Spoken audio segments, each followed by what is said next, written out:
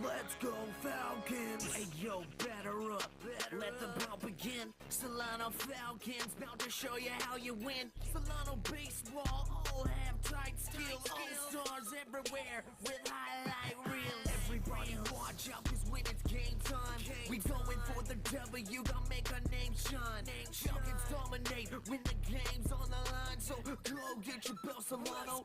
Why? Cause it's game time, hey yo, it's game time, so let the games begin. Solano on the field and we gain and a win. Hey yo, it's game time, don't you hear the people chant? Cause this is our house, make way for the champions, game time. Good afternoon, everybody, and thanks for tuning in to the Solano College Sports Network. We're here at Bill and Louise Yarbrough Stadium for a BVC baseball matchup between your Solano Falcons and the Laney Eagles. I'm Stash Moida. Joining the booth today is Jake Wade. Jake, tell us about the game on Tuesday between these two teams. Well, Tuesday was another good game for the Falcons. Ended up winning the game 10-3 in Oakland versus Laney. Garland Webster hit a grand slam and a good pitching performance from Dylan Dumape. 5 2/3 innings, 1 earned run, only 4 hits and 5 strikeouts. Wow, what a great day for Solano. Their ball is just rolling. They stand at 5-0 in the BVC conference right now. That's good enough for first place. And on the other end of the spectrum, you have Laney 0-7 in the last spot of this BVC conference. They come in today trying to right their ship, try to save their season here and get the first win. It's always the hardest win to get the first one, but now it looks like we're getting ready to be underway. So here's today's starting lineups. Alvaro Wakaba, sophomore shortstop, Vanna High School. Joey Dyson, freshman infielder and outfielder, American Canyon High School. Josh Laney, freshman infielder, Montgomery High School. Bo Siegel, sophomore first baseman, Rodriguez High School. Garland Webster, freshman third baseman, Armijo High School. Darian Evans, sophomore outfielder, Rodriguez High School. Ian Acosta, sophomore catcher, Vacaville High School. Jesse Phipps, freshman outfielder, Laguna Creek High School. Alex Nesikevich, freshman outfielder, Del Campo High School. Dustin LeBee, sophomore pitcher from Ramstein American High School. All right, that was today's starting lineups for your Solano Falcons. Now the lineup today for the Laney Eagles, leading off playing left field is Eli Alcantar, followed by Brennan Mocklin over at shortstop, Kaleo Johnson at the DH position, Marcos Valencia behind the plate, Trevor Greenlee in right field, Ryan Myers down at first base, Ryan Silva in left field, TJ Molina at second base, and Moises Lopez at third base. So that is the 1 through 9 order for the Laney Eagles. A couple players to look out for today for the Laney Eagles, starting off with Brendan Mocklin. This guy comes in batting a .318, leads the team in RBIs with 17 on the season, also leads the team in strikeouts with 19. So he hits the long ball. He has a couple home runs on the year, so it'll be interesting to watch. Also, Kalea Johnson, he's hitting .286 with 3 home runs, 15 RBIs, and 10 walks on the season also. So he's a guy that gets on base a good amount. Yeah, he has a 369 on base percentage with a .514 slugging percentage. You know, 3 home runs, leads his team with those 3 dingers. And then Eli Counter. This guy comes in 17 runs, leads the team, and you know he's a third-generation Eagle here. He had a couple of his brothers go through the organization, all a great baseball family, so keep an eye on this young man, and that just happens to be their 1, 2, 3 hitters for this Laney lineup, so you really see that this Laney's really top-heavy with their 1, 2, 3 hitters. And then going to talk about Dustin LeBeat on the mound today for the Falcons. In his last game against Folsom Lake here at Billy Louise Yarbrough Stadium, he went 6 2/3, 3 walks, 3 strikeouts, 6 hits, 3 runs, and 2 earned runs. And at the time, Folsom Lake was a number 10 team in Northern California. So that was a big win for Solano, where they stand at 5-0 in the Bay Valley Conference. It looks like we're getting ready for first pitch here. Eli Alcantar. So Eli Alcantar coming up now.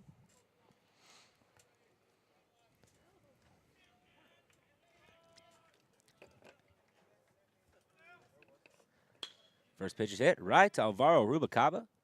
Scoops it up, throws it over to first. High, he's in there. He gets the first out. The first pitch was at 239. Nice backhand there by Alvaro to throw across his body like that. Not an easy play. Got enough on the throw. Perfect play right there.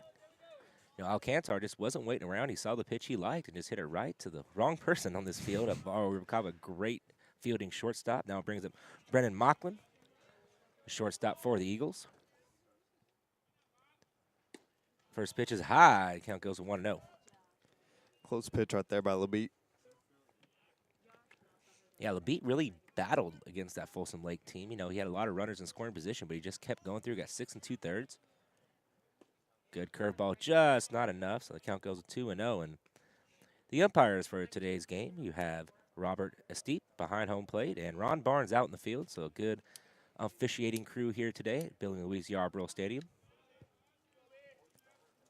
2-0's in the dirt, so now the count goes to 3-0. And Mocklin having a .439 on base percentage with 14 walks so far in the season. He's showing his patience at the plate right here. Yeah, he's definitely the type of guy that likes to get on base any way he can. That's a strike on the outside corner, so the count goes to 3-1. It's not like LaBeat isn't hitting his zones, and all these pitches besides the one that bounced in the dirt have been very close pitches.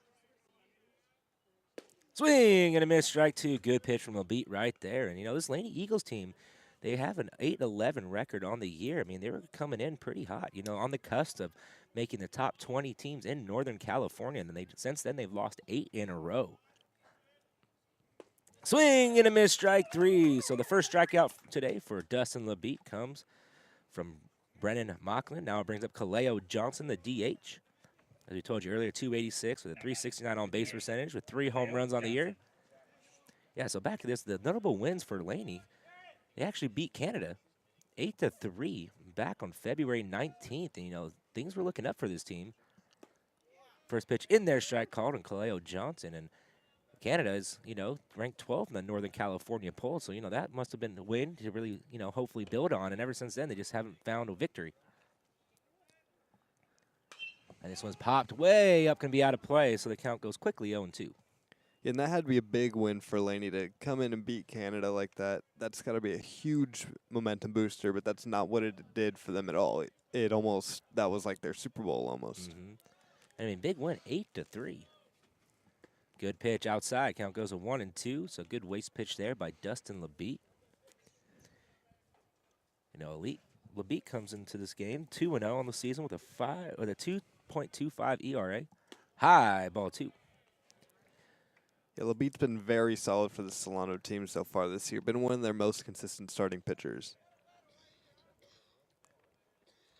Yeah, so far in league, he's pitched 8 1/3, giving up 7 hits, 3 runs, 2 earned runs, 3 walks, with 5 strikeouts. And this one's chopped foul down the third baseline. So we're going to set it up to do it again at 1-2. And that pitch right there, that's just getting it over the plate. And as the batter right there, you're just fighting that off, fighting pitches off until you finally get your pitch to drive somewhere.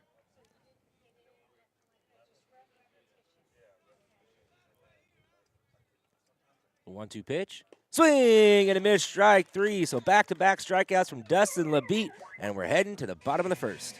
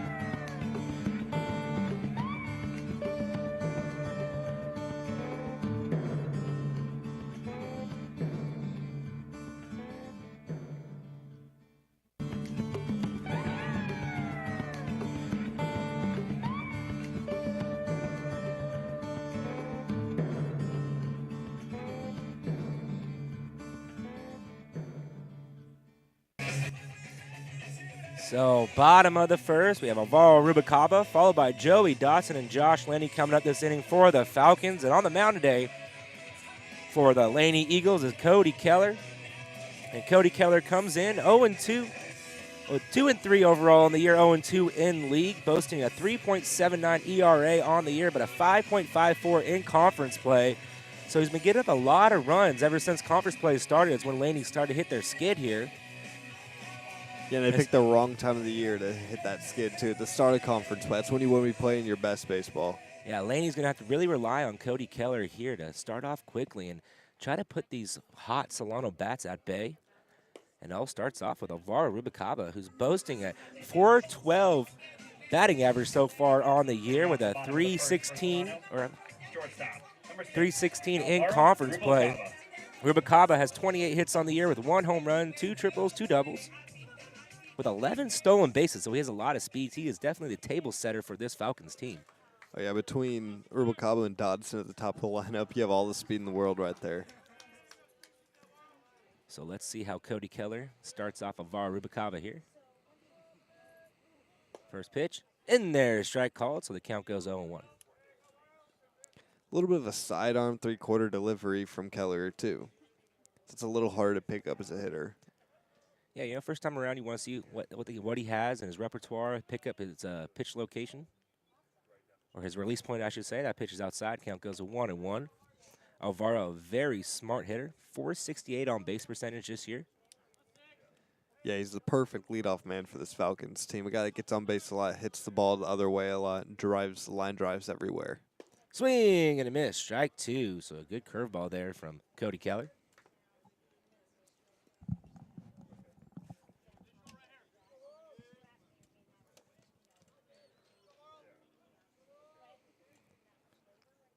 And this one's ripped right over into left field, so that's a leadoff single for Alvaro Rubalcaba. Takes a big turnaround first, thought about it, but he's going to hold up at first. So a good piece of hitting by that young man right there. And now it brings up the NorCal Player of the Week, Joey Dotson, who got that honor last week. He's swinging the bat red hot against that team, against Folsom Lake. I believe he went 5 for 5 and didn't get out all. Yeah. With 5 base hits, just racking up the hits totals. Yeah, in that game, he really did a great job of driving that in between the first baseman and second baseman and that hole right there.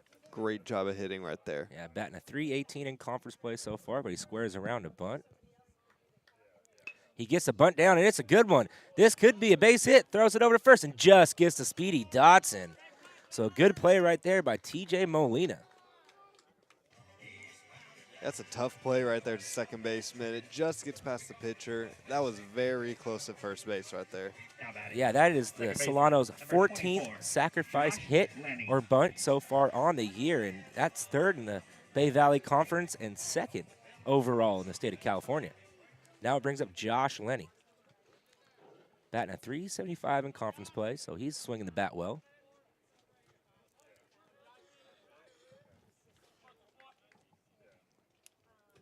He has 14 RBIs on the season. That pitch is in the dirt, and Alvaro's off to the races, and he's going to go into third base standing up. No hesitation by Alvaro at all right there. He saw that ball hit the dirt and took off. Yeah, he read it right out of Keller's hands. So now it's a 1-0 count to Josh Laney. Perfect RBI situation right here for the Falcons. 1 out, runner on third. Base hit or elevate something to the outfield. And with the speed of Alvaro Rubalcaba, that'll be a guaranteed run. Even just hit something to the right side of the infield, too. That pitch is in the dirt. So back-to-back pitches in the dirt. Count goes to 2-0 to Josh Laney. If you're Lenny right here, you got to just be sitting red hot, waiting for your pitch right now. 2-0, runner on third, 1 out. You got to get this run home right now. Yeah, good job by Marcos Valencia to just walk out and talk to his pitchers and just kind of calm him down after a couple wild pitches in the dirt. And Valencia doing a good job back behind the plate, just, you know, knocking that ball down, because if one gets away, that's a run for the Falcons. Yeah, he's doing a great job of bodying that up and taking it off the chest, just keeping the ball in front of you. That's all you got to do.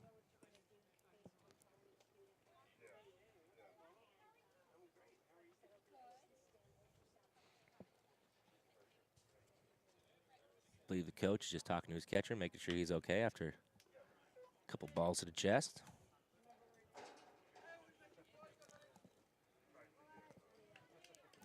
So now 2-0 count to Josh Laney. Perfect hitter's count here. Sit on 1 pitch, and that's what you're looking for. And that ball's outside, 3-0. So way ahead in the count here, and Cody Keller struggling to throw a strike to Josh Laney. Yeah, Lenny just has to stay patient here, not try to roll over on something to the shortstop or anything like that. He's got to wait for his pitch right now. And that's ball 4. So 4 straight pitches to Josh Laney. We're all out of the strike zone, so he has himself a 1-out walk. And now it's going to bring up Bo Siegel, the first baseman for the Falcons. Now batting first baseman, number 36, Bo Siegel. Bo comes in here hitting 250 on the year with 1 home run. Batting even 200 in conference play, so we know Bo has some power here, first and third. Great RBI situation here for Bo. Now, if you're Bo here, you saw 4 straight balls. Are you taking this pitch, Jake? Yeah, I'm taking the first pitch. Squares around a bunt, and he gets a great bunt down and just kicks foul. And it looked like it hit that lip on the inner part of the line and just kicked it foul. I think Coach Stover right here is trying to not get Siegel to roll over on something to roll into double play. So that was what he was trying to do by having Bo bunt right there. Yeah, you know, Solano Falcons known they play a lot of small ball. That's how they manufacture runs. I mean, they can hit, they can play small ball. They're a very deadly team, 1 through 9.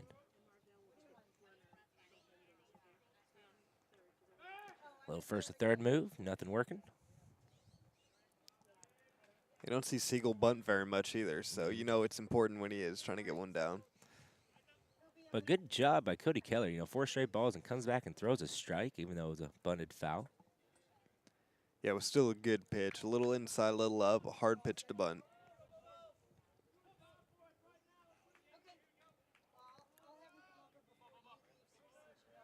So 0-1 to Bo Siegel. Second baseman's coming all the way in. I do not know what's going on there. Trying to take away the bunt, maybe get a double play. Yeah, that's the only thing I can think of. Or maybe if it's bunted right at him, come straight home with it so Alvaro doesn't score. Very interesting. I've never seen that before. I don't think I have either. I've been around the game a long time. Yeah. So Laney pulling out something out of their bag of tricks early here in the bottom of the first inning.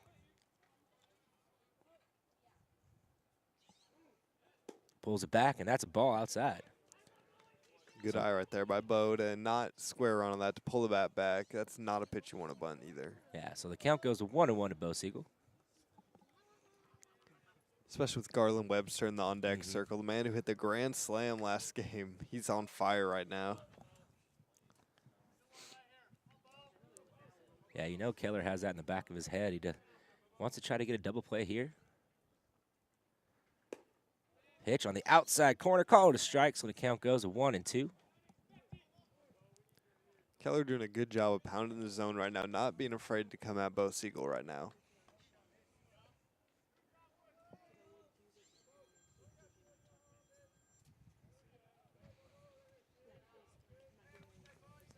So the 1-2 pitch, Keller comes set, checks the runners. A little first to third move once again. Really keeping his eye on Josh Laney over there, making sure he's not going to take off early. Laney not really known too much for his speed either, so interesting. Laney does have 3 stolen bases on the year. Curveball outside, ooh. And Valencia popped up quickly there and kind of a little pump fake down. Rubicaba had hit the deck. That's what you always like to see. Get some dirt on your pants in the first inning right there. Hey, if you ain't dirty, you ain't trying.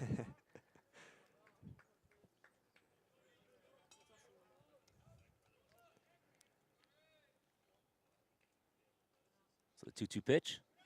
Hit right in the 3.5 run was going.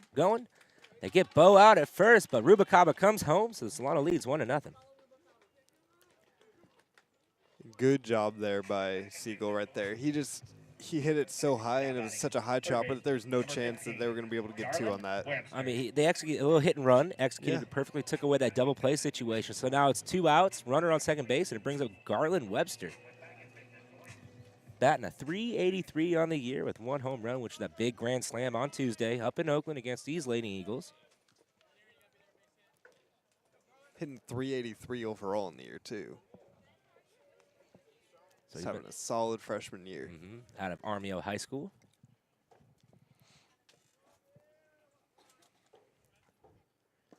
First pitch outside, ball 1.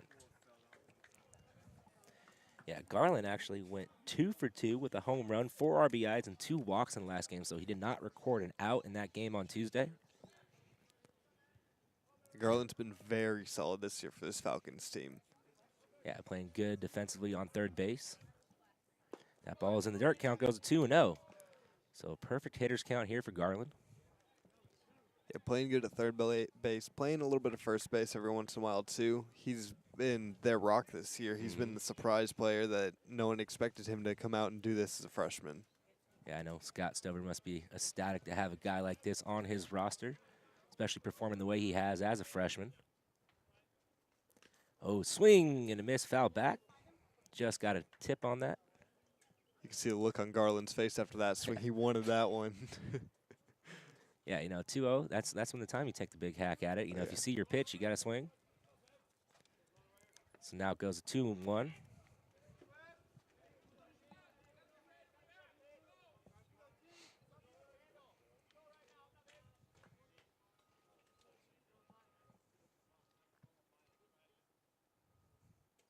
So the 2-1 pitch. Strike in there, call. The count goes to 2-2. A little bit of a breaking ball there. So good take by Garland. Wasn't ready for that little curveball, looking for a fastball. Yeah, he had to be sitting fastball right there because that was a good pitch to turn on right there.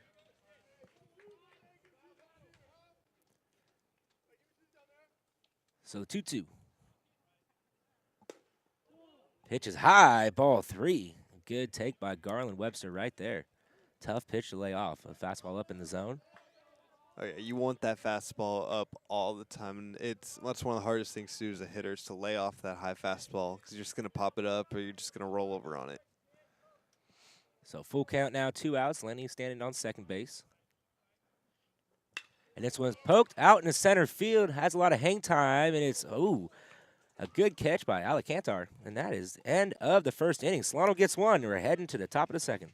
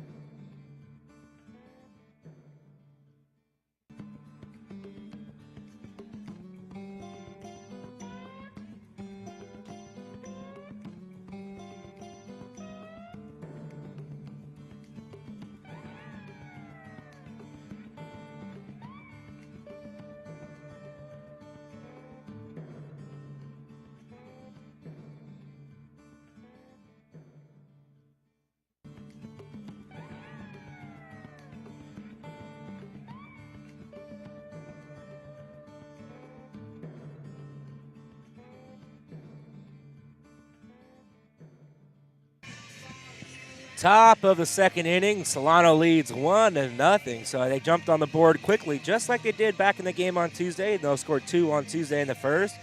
Then Dustin LeBeat back on the mound, retired 3 up, 3 down in the top of the first with a couple of strikeouts. So let's see if he's going to continue that here with Marcos Valencia, Trevor Greenlee, and Ryan Myers coming up to the plate for the Laney Eagles. And a really strong first inning, last inning for LeBeat. Leading off the second, catcher, Marcos Valencia. So Marcos Valencia comes in batting a .323 on the year with a .259 in conference play. So he's had himself a nice year overall with that .323 average.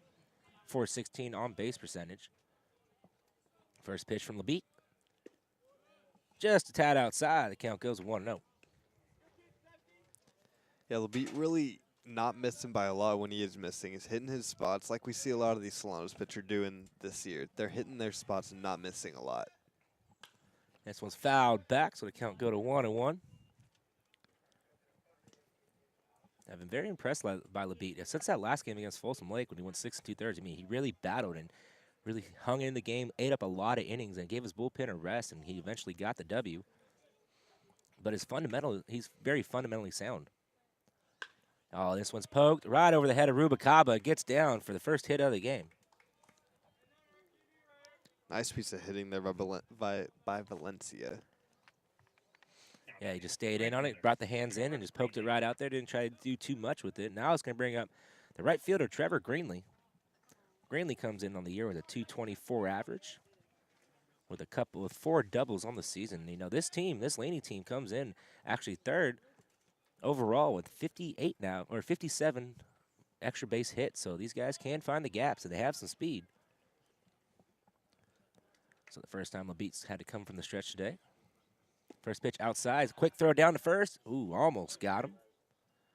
Good idea there by Ian Acosta.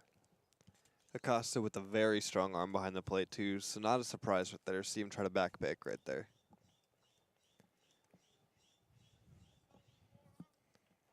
You know, that's one of those, hey, I'm keeping my eye on you.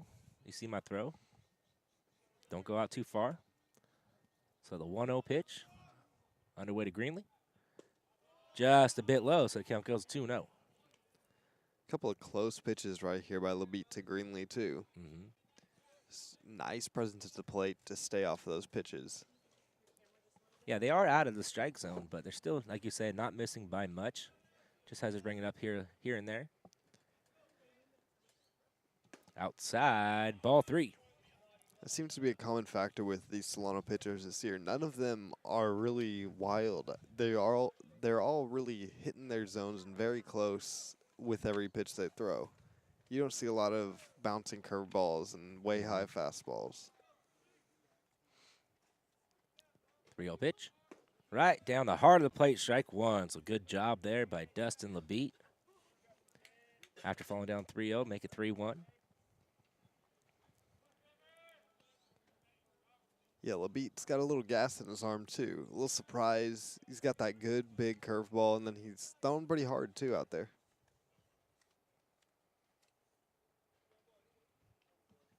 And that one's high, a little chin music, and that is a walk to Trevor Greenlee.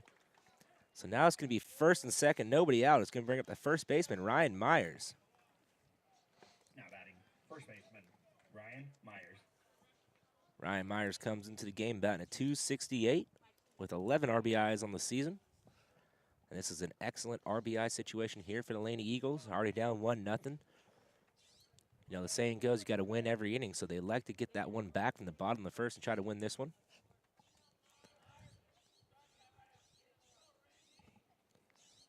First pitch to Myers is out of the zone. Scoots away from Acosta, but nobody's going. That was ball 1.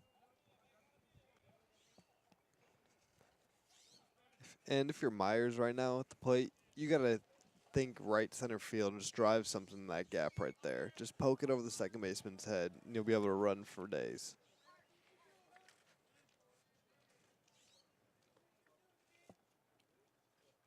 Oh, this one's hitting the right center field. Darian Evans going over. He's got a beat on it. He makes the grab, getting it in quickly. And a good, strong throw from Darian Evans. Holds up Greenlee at first, but Marcos Valencia finds his way over to third base. What a play by Evans. Wow, did he cover a lot of ground on that. He was shading a little bit towards the line, too, and to go all the way over there. Wow. Yeah, even that, I mean, he stepped at one, not even a crow hop, just one step and got it in. He's got a cannon out there, and Rubicava cut it off. And, you know, if he didn't have that strong arm, I think Greenlee was like halfway down the line. He saw the throw, had to go back. So it stays with a double play situation with Ryan Silva up at the plate. Silva batting a .303 on the year. First pitch to Silva. Strike on the outside corner, so the count goes to 0-1. Yeah, Silva right here can't ground into a double play. He's got to find a way to get that run home to bring the score even to 1-1 right now.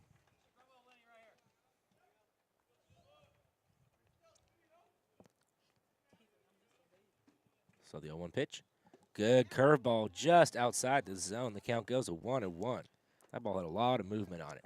And I think right there, if Acosta hangs on to that pitch, that might be called a strike. Just had that big sweeping motion going across the plate.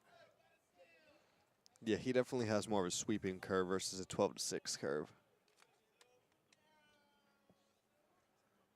Fastball right down the heart of the plate, and that ball's going to get down in right center field, so 1 run will score, and they're going to hold him up at second base. So that's an RBI single from Ryan Silva, and this game is tied. That's exactly what Silva had to do right there. Just poke that ball right there. We saw Evans have to go a long way on that last play. Couldn't get to it that time. I mean, wow. Nice piece of hitting right there. Yeah, so now it brings up T.J. Molina, who's batting a 120 on the year, but batting a 250 in conference play so far. With one out here, runners on first and second. You know he'd like to get a base hit here and maybe try to score Greenlee off of second base.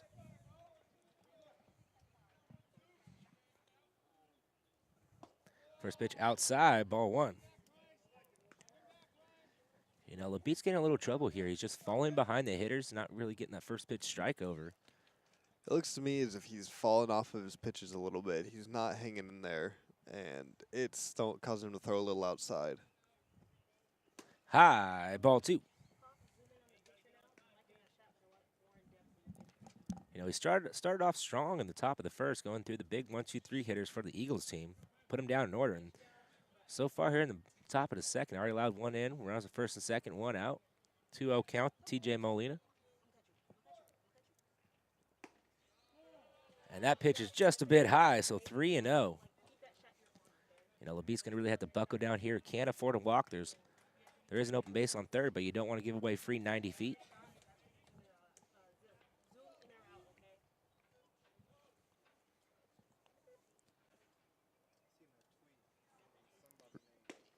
That pitch is in there. Strike call. So now the count goes 3-1. So good job by LeBeat coming back and firing a strike. Yeah, LeBeat does a good job right there, just in that outside corner. That's where he likes to live right there, and he's going to have to hit that zone if he wants to be successful for the rest of the afternoon.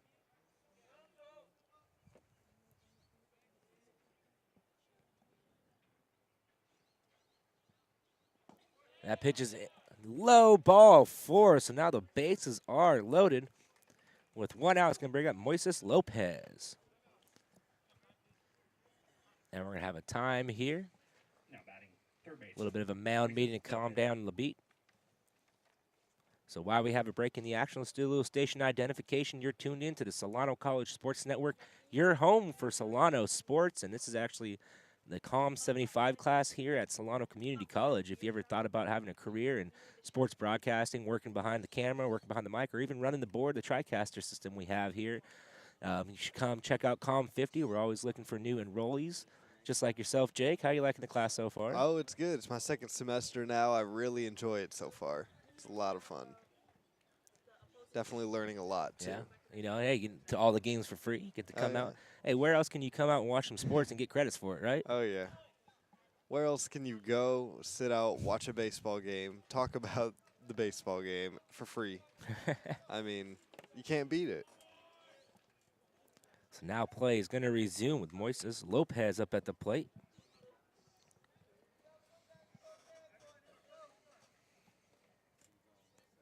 Lopez did not play in that game on Tuesday. So LeBeat comes set. Kicks, fires. This one's fouled down the right field line. Going to go out of play, so the count goes 0-1. Good job there by getting ahead of the batter. Yeah, LeBeat's just going to need to calm down right now, especially with the top of the lineup up next. He's going to have to settle down. Yeah, I really need to get a ground ball here. Ground ball strikeout.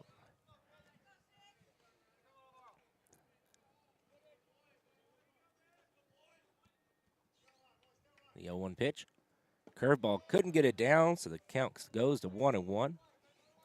Yeah, like we talked about in pregame, Solano is #1 in the BVC at 5-0, and Napa right on their tail with 5-1, and the College of Marin at 4-1. Those are the 1, 2, 3 in the Bay Valley Conference. That pitch just a bit low. The count goes to 2-1. You know, that's something we're used to seeing Solano, Napa, Marin always up in the 1, 2, 3. Besides last season, Solano, not the best season they had. But Solano's usually always up under Coach Stover, fighting for the BVC title every year. And this one's popped straight up. I don't know, might hit us. I hear it pop. I expect you to catch that, Jake. Man, I couldn't even see where it went after it went out of play. So now the count 2-2 to Moises Lopez. I thought maybe Money Mike was going to come walking up and make a play. That's a sight to see right there. Mike running. 2-2 pitch. Curveball couldn't get it down, so now the count is full. Nowhere to put him. You got to throw a strike here. Yeah, he's just not getting down on that curveball enough like he was earlier in the inning and earlier in the first inning as well. He seems to struggle out of the stretch so far in this game. Fastball popped up over our heads, so the count will stay at 3-2. And a good job being the 9-hitter here with Moises Lopez. He's fighting off some tough pitches, seeing a lot of pitches. That's the 6th pitch in this at-bat. Good job, and that's exactly what you need to do.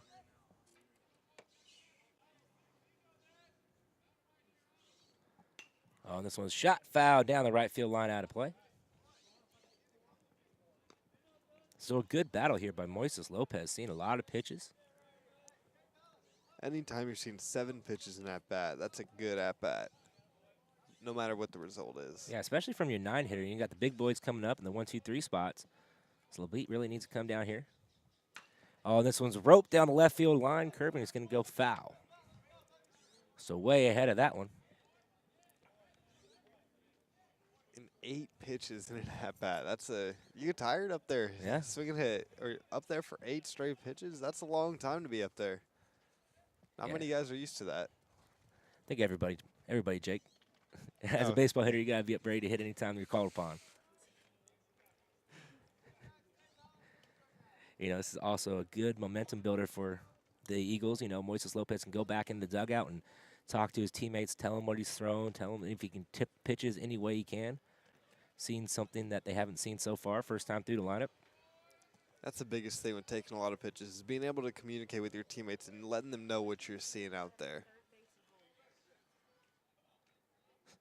3-2 pitch. This one's popped up. Right to Josh Laney. He makes the grab. Infield fly rules in effect, so that's out number 2. Now batting, center fielder, Eli Alcantara. They just sawed him off a little bit. Pitch on the inside corner, drove it to the other side of the field. Not a pitch on the inside, you really have to try to turn on it. Yeah, so good job by LeBeat there winning that battle, but now it brings up Eli Alcantara, who's an excellent leadoff hitter. Saw one pitch and grounded out to Rubalcaba in the first inning. I'm sure that's what LeBeat's hoping is going to happen again right now. You know, Alcantara's batting .333 in conference play, leading his team with 10 hits. This pitch is up and away, ball 1. You know, this is the guy you want up in this situation with 2 outs, bases juiced. Yeah, he's definitely the person you want to have up at the plate. He's got a .393 on-base percentage, scored 12 runs so far. He's the perfect guy up at the plate right now in this bases loaded 2-out situation. And this one's ripped right up the middle, so 1 run's going to come in. They're waving him around third. They're going to hold him up at third base, so only 1 run will come in. And a big RBI single from Eli Alcantara. Good piece of hitting right there. Just drove it right back up the middle. Nice job right there. Now it brings up Brennan Mocklin, the RBI leader of this Eagles team. Once again, another guy you want up in this situation, you know. With the way Solano's been swinging the bats lately, you know, you got to get him all while you can. Yeah, and Mocklin had that strikeout in the first inning, but had a good at-bat. Worked the count to 3-2, and then just couldn't hang on and ended up striking out. So the first pitch and swing and a miss, strike 1. Once again, Mocklin over swinging that changeup. And Mocklin does have 19 strikeouts on the year. 20 now after. 20, yeah, 20 counting that last one. Leads the team in strikeouts. Swing and a miss, strike 2. Once again, just swinging over the top of that ball. It's like he's not seeing it well right now. He's not reading LeBeat and the pitches that are coming out of his hand well right now. Outside, ball 1. So good job there by LeBeat, trying to get him to chase something outside the zone. Change his eye level with a little high heat. Yeah, that's a great 0-2 pitch right there. A lot of pitchers do that. They're just going to waste one up and outside. Swing and a miss, strike 3. So that's a huge strikeout for Dustin LeBeat. So Laney gets 2, Strands with bases loaded. We're heading to the bottom of the second.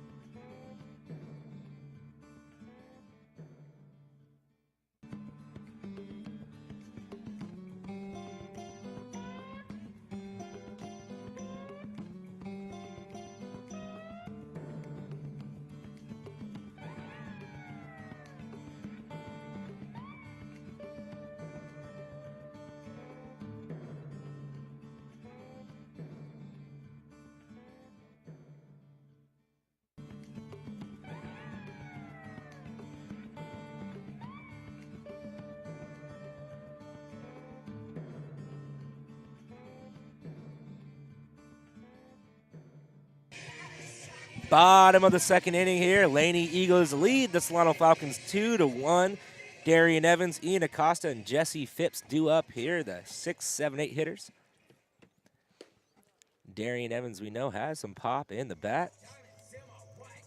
Yeah, start off this year, he really hasn't hit. He's been hitting the ball hard and everywhere. It just seems like he's hitting it right at someone every time. Yeah, he's batted .245 on the year so far, but a whopping .316 overall in conference play batting average. So he's starting to hit as of late, and that's a good sign for this Falcons team. They get some production out of him, which they have lately. That's the reason why they're 5-0. First pitch. In there, strike called, so the count goes 0-1. So this is important for Cody Keller to come out here and put a goose egg on the board after his team just got 2 runs in for him. And this one's hit right up the middle outside of Mocklin. He couldn't get to it, so Darian Evans has himself a leadoff single. Nice piece of hitting there by Evans. Got a lot of speed now over at first base. Like we've said before, this is a fast Solano team, too. Now batting, catcher, number 22, Ian Acosta. So Ian Acosta coming up to the plate. He's batting a .294 on the year. He's a rock behind the plate. Good defensive catcher for the Solano Falcon team. You know, with nobody out here, Ian Acosta, a great bunter, one of the best bunters on this team. Wouldn't be surprised to see him drop one down here or just let him swing away. First pitch, yep, he drops it down. He pops it up. This could be trouble, and it goes foul. And that's something you do not want to have happen when you're called upon to bunt. That's the last thing you want to see right there. You cannot pop a bunt up. Yeah, you just drop the bat head down. You know, you really got to stay on top of the ball and drive it into the ground.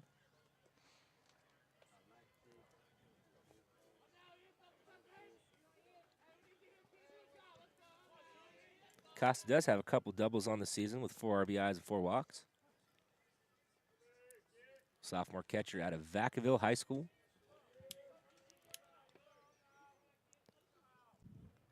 Pitches outside. Ooh. And Valencia pops up quickly, keeping his eye on Evans down there, so the count goes 1-1. Yeah, Acosta's been a very solid baseball player growing up. I remember playing against him in Little League and all the way through up. Always been one of the most solid players in every single team. Just a good overall player. Yeah, good overall player, good guy too. And he gets down the bunt, and it's an excellent bunt. It's going to be a foot race to the bag, and that is out number 1 as Darian Evans makes his way to second base. You know, Acosta's going to get a lot of high fives walking in the dugout after that one. Oh, yeah, this Solano team loves sacrifice plays, and they love to pump up their teammate, whoever does it. The designated hitter, number 14, Jesse Phipps. Now it brings up Jesse Phipps.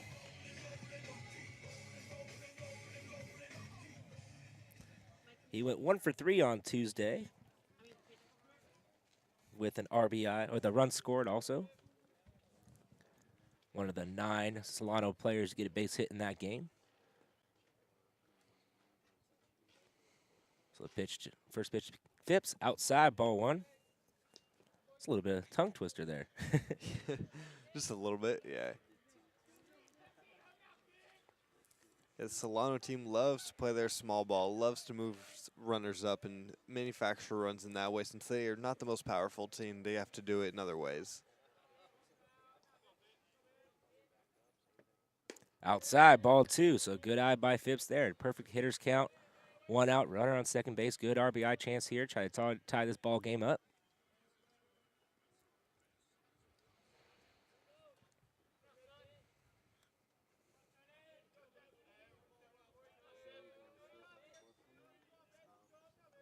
So Keller comes set, checks the runner, he kicks, fires.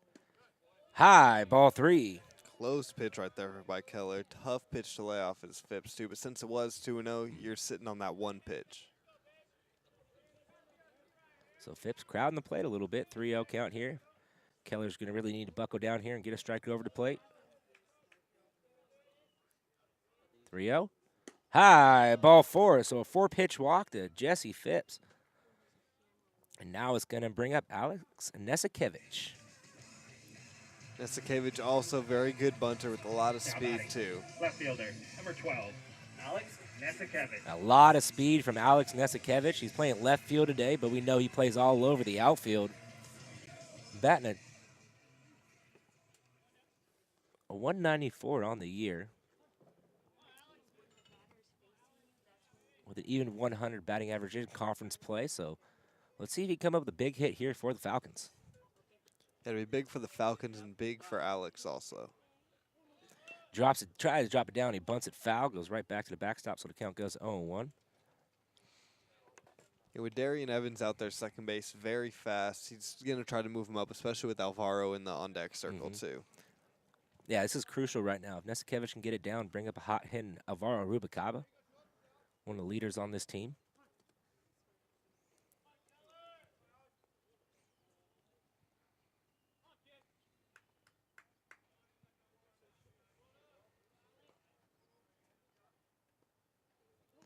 Drops it down, a good bunt. Making Lopez comes in on the throw. He makes the good running throw down to first and gets the out, but the runners advance, and Nesikevich gets the job done. And now it's going to bring up Alvaro Rubalcaba, who's already 1 for 1 today with a single, stolen base, and a scored run. Alvaro Rubalcaba. Yeah, Alvaro, he's probably been the brightest spot for the Solano team so far this year. He has a .412 batting average on the year, and he's just been very consistent so far this year. Yeah, and he flashes the leather, too. I mean, on the other side of the ball, great sure-handed shortstop. There's a little bit of a mound meeting out on the field. You know, a couple of notable wins for Solano so far this year. They beat Feather River at Feather River 8-2, who's 6th in Northern California, 17th in the nation. And then they beat San Mateo, who's number 5 in NorCal. And they also split that series. They won at San Mateo 8-6, but San Mateo paid them back 7-4 here at Billy Luis Yarborough Stadium. And they took down the number 3 team in Northern California, Santa Rosa, 2-1, but lost to Santa Rosa also at home. So those are wins that they really built off of, especially, you know, preseason. They had a tough preseason schedule, or I should say pre-conference schedule. Now coming into conference, been red hot at the record of 5-0, and right now Alvaro needs to drive one into the gap and get these 2 runs in here for the Falcons.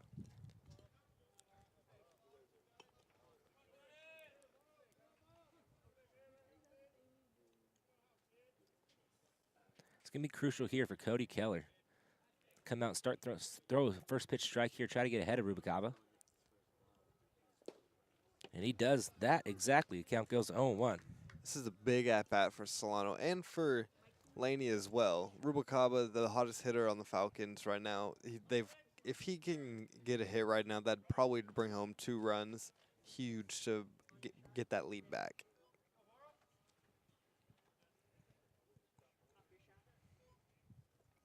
So the 0-1 pitch. Good curveball, just misses the inside corner. The count goes 1-1. So good take by Alvaro right there. Alvaro, like we said earlier in the game, he's very good defensively too. We saw him on that first play make that nice backhand throw, and he's very solid.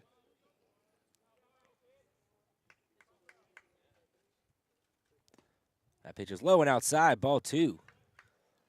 So another good take by Alvaro. He knows the task at hand right here, what this will mean for the momentum of his team.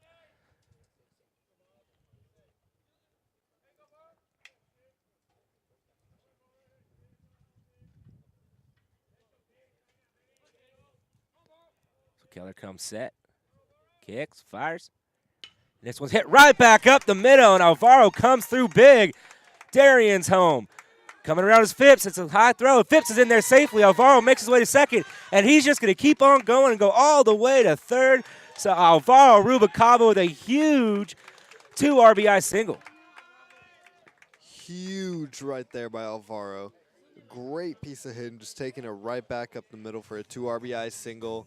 And then to be so smart on the base paths right there, to move up 2 extra bases on the miscue. Exactly. You know, he saw the high throw trying to make it home, so he just kept going to second base, and it scooted away from the catcher and hit the backstop, and nobody was here to back it up, so he just kept trotting his way all the way to third. Huge hit by Alvaro Rubalcaba. Stay hot, kids. Stay hot. Now it brings up Joey Dotson, like we said, last week's Northern California Player of the Week. He had a sacrifice bunt in his first at-bat. So let's see if he can come through here and get another RBI for the Falcons. And this one's hit right back up the middle. Mocklin has a beat on it. He picks it up, throws it to first, and he's safe at first, and Alvaro scores. 3-1 Falcons. What a good inning here by the Falcons. Just getting these runs across any and every way they can. Great piece of hitting right there by Joey Dodson. Yeah, Jesus speed to beat that I out give him too. a single in my book Oh right yeah, there. I His scored speed, that as a his single. speed made him rush to throw. And I don't think he would have got him either way. Yeah, even if his foot stayed on the bag, I think he's still safe. But that was a good play by Brendan Mocklin to go to his Yeah. left and really get the ball. I mean, the ball was pretty much hit up the middle, Yeah. showing off his range. It wasn't hit that hard at the middle, so that's the reason why he was able to get to it, but still a great job right there by Joey Dodson. Yeah, so Josh Laney at the plate. He's 0 for 0, had a walk back in the first inning.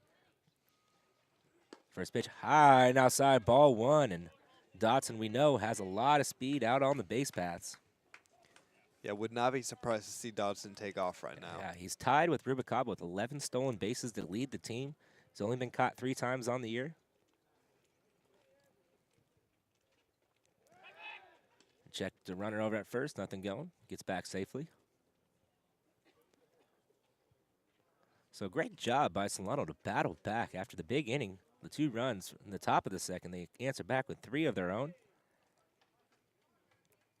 Just manufacturing hits and smart base running, and that's the way the game's been going.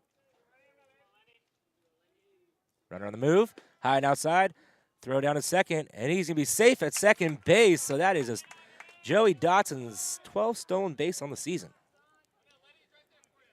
Yeah, like we were just saying, Dodson, great speed out there on the base paths. Going to take any advantage he can to try to move up. And that's exactly what he did right there. I mean, just blazing fast, got a great jump off of first base. I mean, he was already 4 or 5 steps before it even popped the mitt. Yeah. So another RBI chance here for Josh Laney. Laney leading the team in RBIs with 14. That pitch is in there, strike called. So now the count goes 2-1. Lenny's been another person who's been a little bit of a surprise for this Falcons team. He's been very good this year. Like you just mentioned, team leader in RBIs. He's stepped up big time this year. Yeah, batting in a 3-hole as a freshman, doing a great job. Ooh, good curveball. Couldn't get it down enough. Count goes to 3-1. Lenny already has 1 walk on the day, so look to see if he can find another way to get on base right here with Bo Siegel in the on-deck circle. Yeah, surprising that walk back in the first inning was his 2nd walk of the season. And this one's poked. Hit foul. It's going to be out of play, so now it's going to be full count.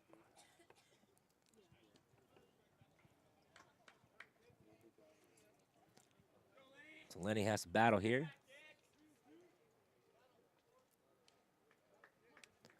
So full count, 2 outs, runner on second base.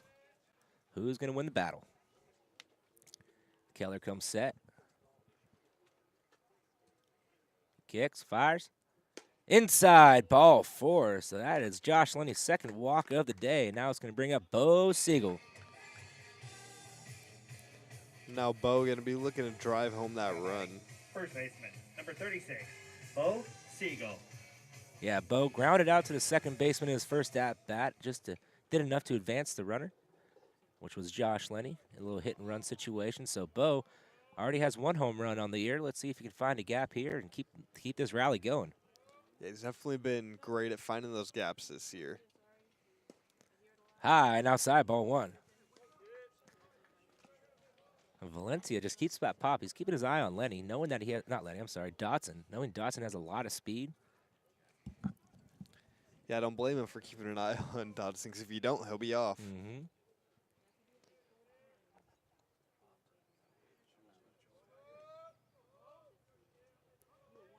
Taking a lot of time. 1-0 pitch. Right on the inside corner. Count goes to 1-1. So you see Keller really taking his time out there, trying to freeze the hitter and the runners. Gave a little double look. I wouldn't be surprised if he gives a no look here. Just something to keep Dodson honest over there at second base. High and outside, ball 2. You know, something I've been picking up for Cody Keller. Every time he looks over, he does like a 1 look or a 2 look. The very next pitch, he does no look whatsoever. You know, as a base runner, you have to start reading on that. If he's giving you no look, just start taking off. Yeah. I mean, not in this situation with 2 outs. You never want to run yourself out of an inning, of course. Especially you don't want to make the last out at third base, too. Especially the way the Falcons are on a rally here. High and outside, ball 3. Yeah, and with Cody Keller struggling to find the strike zone right now, you don't want to give him any free outs and make him battle up there, throw some strikes. We know Bo can hit the ball. So 3-1 count, 2 outs, first and second. Pitch, swing and a miss, strike 2. Just swung over the top of that one, had some good movement on it. Yeah, big cut right there from Bo. And that's a 3-1 situations right there when you want to take a big cut like that. Now with the 3-2 count, you got to shorten up a little bit and try to just hit a line drive somewhere. So Keller comes set. Full count, 2 outs. Runners will be on the move. Little spin move. Check back on Dodson.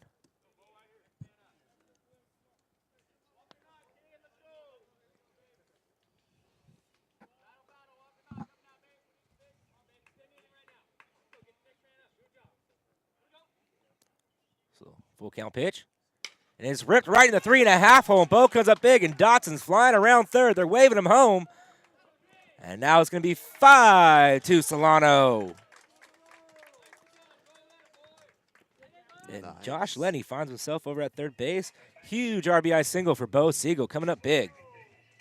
Now batting, third baseman. That's number exactly 15, what Bo's done all years. Hit the ball right where no one is. And Mhm. hit it hard right there. And he's been a huge part of this Falcons team so far this year. Really kept them in games late.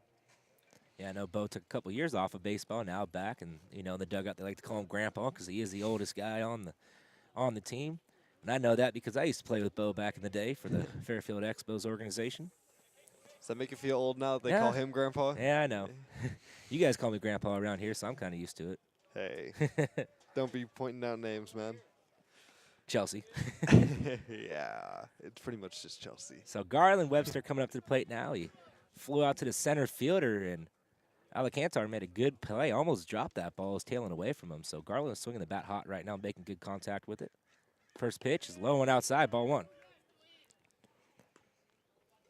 Yeah, Garland Webster had that big grand slam back on Tuesday. Went 2 for 2. The home run, 4 RBIs, 2 runs scored, and a couple walks. Outside. Oh, he calls it a strike. The count goes to 1-1. Catches the outside corner. Garland, a very good hitter up at the plate. Reminds me a lot of Brett Lowry out there.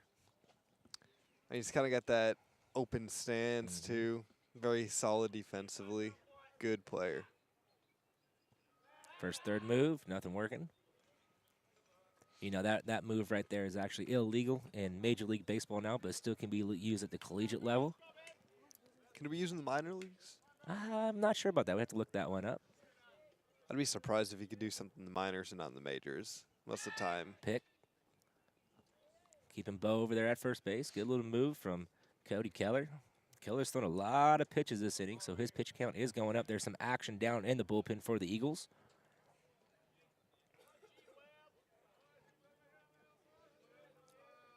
So the 1-1 count. And the pitch. And this one's tipped foul right in front of the plate, so now the count go to 1-2. Looks like it hit Marcos Valencia back behind the plate. He's taking a little walk.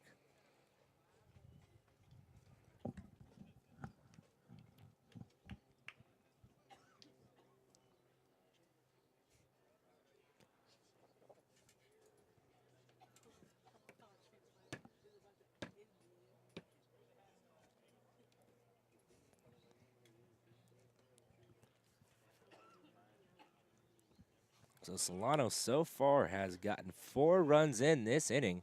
After you think the Eagles had a little momentum coming in this bottom half of the second, and Solano answers back with 4 of their own.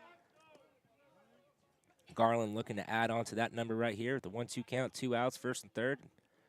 And a little check play, first and third. Keller's taking a lot of time out there on the mound this inning. Isn't that technically a third to first move? Ah, you're correct.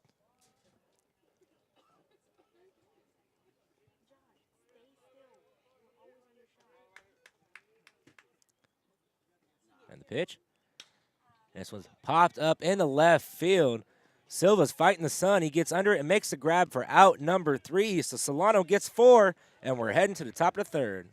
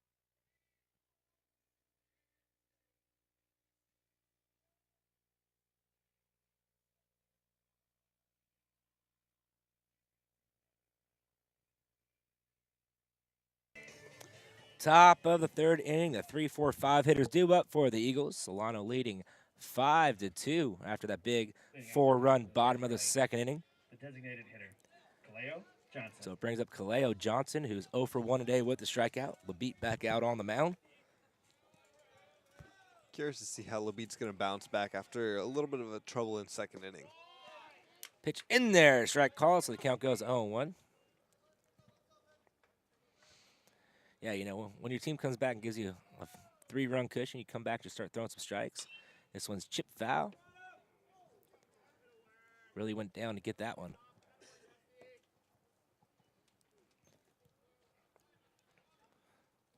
Now we'll see if he uses that big sweeping curveball of his right now, 0-2. 0-2 pitch. Outside, ball 1.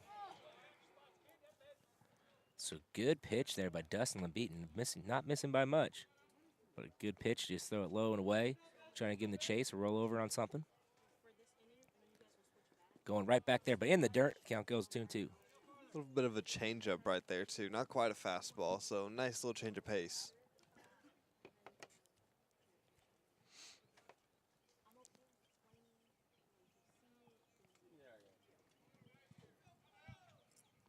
And this one's chipped right to Dustin Labite. He flips it over to first for out number 1. Just sawed him off right there. Nice piece of pitching. Now batting, catcher, Marcos Valencia. Now it brings up the catcher. The 4-hitter, Marcos Valencia, is 1 for 1 today with a single and a scored run. So he started off that rally in the top of the second inning for the Eagles. Yeah, he just poked that ball right over Rubalcaba's head last time. And that's exactly what you need for a rally starter. First pitch, outside, ball 1.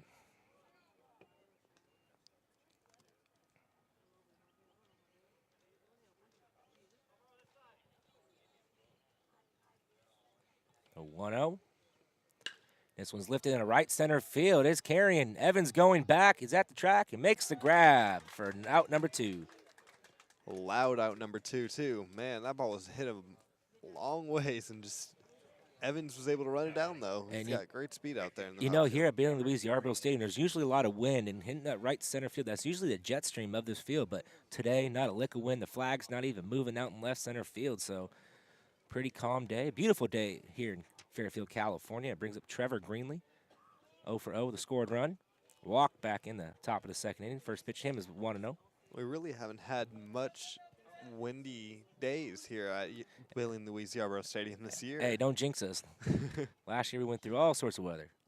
Swing and a miss, strike 1. Got him the chase on that one.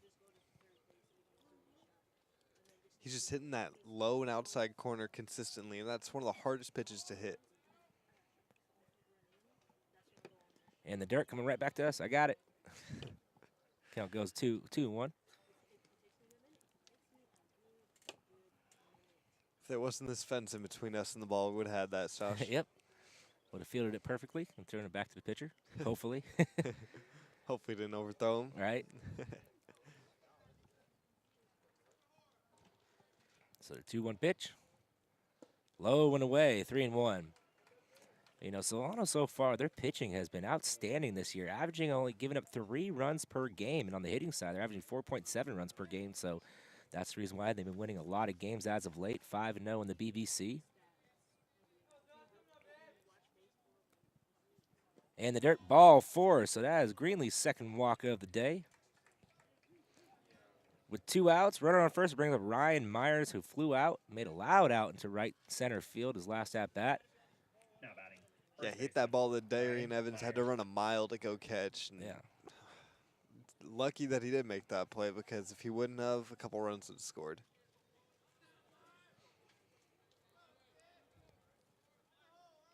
So the first pitch to Myers, low over ball 1. Looks like Labite's pressing a little bit right now, just trying to hit his zones too hard, and he's not pitching the ball, he's throwing the ball. Yep.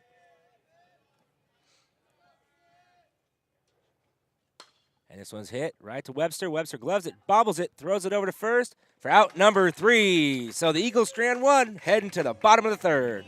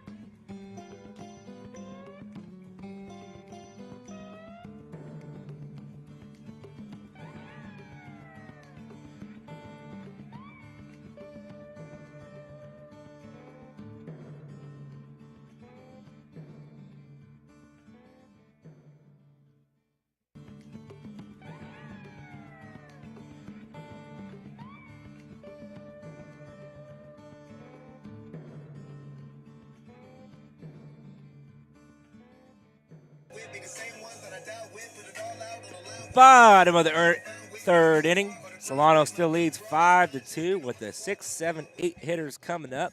Same as last inning. Darian Evans, Ian Acosta, Jesse Phipps to try to spark another rally here for the Falcons.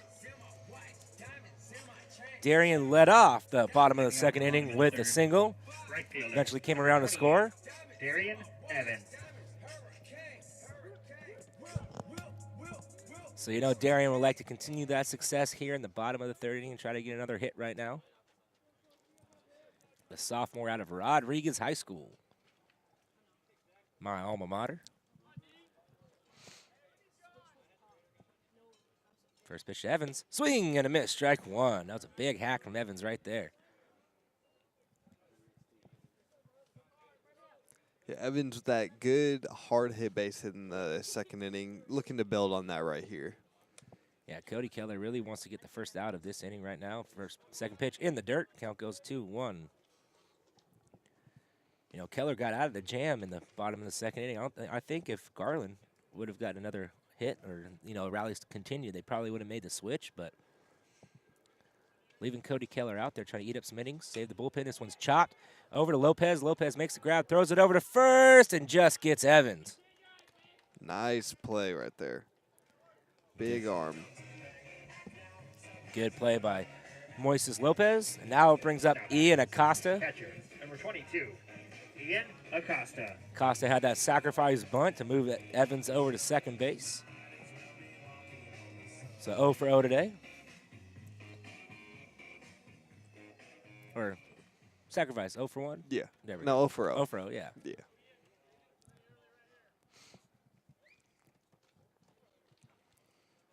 So the first pitch to Acosta. This one's ripped right at Lopez. Lopez makes the grab, throws it over to first for out number 2. Lopez didn't even have to move, just stuck his glove down and say, hey, look what I got. Yeah, that's one of those where you just look down and it's like a present. You just don't even know where it came from, just right at you. The DH, number 14, Jesse Phipps. Now it brings up the DH, Jesse Phipps, who's also 0 for 0 today. Had a walk in his last at-bat and came around to score. So a smart hitter, only saw 4 pitches off of Cody Keller. First pitch in there, strike called, so the count goes 0-1. Yeah, Jesse Phipps, good runner, and he's able to get on base a lot. He finds ways to get on base, pokes balls the other way. Good player. Ooh, trying to get that little slider in there. Count goes to 1-1, trying to curve it around that outside corner. I think it's the first time we've seen him throw that little slider, maybe a little slurve today. Yeah, it's really been just a fastball changeup so far in this game. Hasn't really used the curveball too much. This one's chip foul right to Lopez. Lopez makes the grab. He has all 3 outs of the inning, and that's the way the inning ends. 3 up, 3 down, heading to the top of the 4th.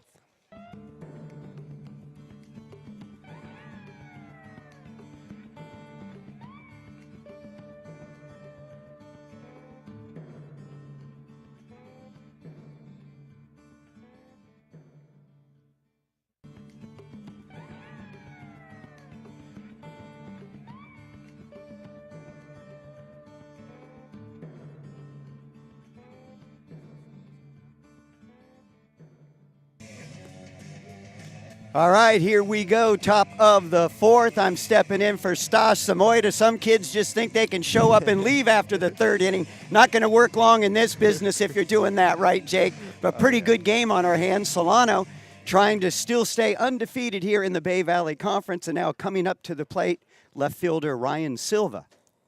Yeah, Silver ripped a single right up the middle of his last at-bat. He's really been able to see a lot of pitches and drive the ball right back up the middle.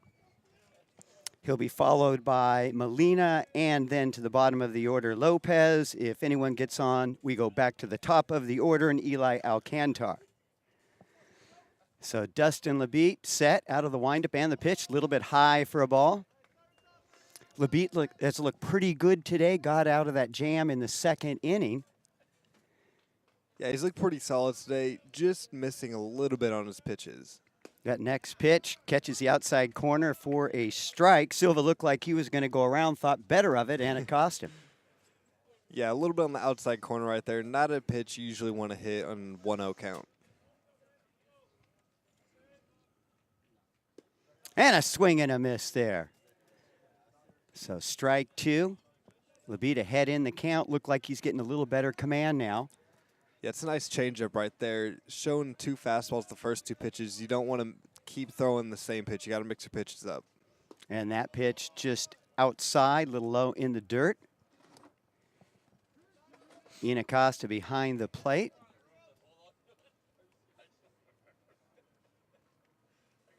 Labite looks in, gets the sign, of course, relayed from Stover to Acosta, out to the mound to Labite. Kind of hard to shake off the head coach, isn't it? That pitch a little low, catches the corner. Ring him up, strike 3 called. Silva's wondering what happened. A nice pitch right there by Labite. Even the umpire took a second to make sure it was really a strike, but nice call, nice pitch. Now batting, second baseman, P.J. Molina. So now P.J. Molina steps in. Second baseman. Walked his first time up back in the second. And he fouls that one back out of play. Molina got on a walk in the second inning, then ended up coming around to second base. Wasn't able to score, but a good base runner, sees the ball well and doesn't chase pitches out of the zone. Both of Laney's runs coming in that top of the second. Labite set. Looked like he took a little off that one. And so the count even, 1 ball, 1 strike. Boy, beautiful day here at Billy and Louise Yarborough Stadium. Beautiful today. I couldn't decide if I wanted to wear shorts or pants today. It's so nice. I made the right call. And the next pitch low. Blocked by Acosta. Acosta's been very good behind the plate so far this year. Hasn't let a lot of balls get past him and really is good. Got a great arm behind there and keeps the ball in front of him. And the next pitch is popped up. Laney going back. Evans coming in, carrying into foul territory, dives and can't make the play. Good hustle, though, by the sophomore out of Rodriguez. And we've seen Evans on a couple plays today make long runs and made a couple of those plays in the early innings, and that was a close one, too. He almost overran the ball a little bit, too. Well, he's got good speed. Yeah. Been watching Darian Evans since he was a pretty good high school football player back in his days at Rodriguez. Outside linebacker, and that speed was a big asset for him as well, and he could hit pretty well, too.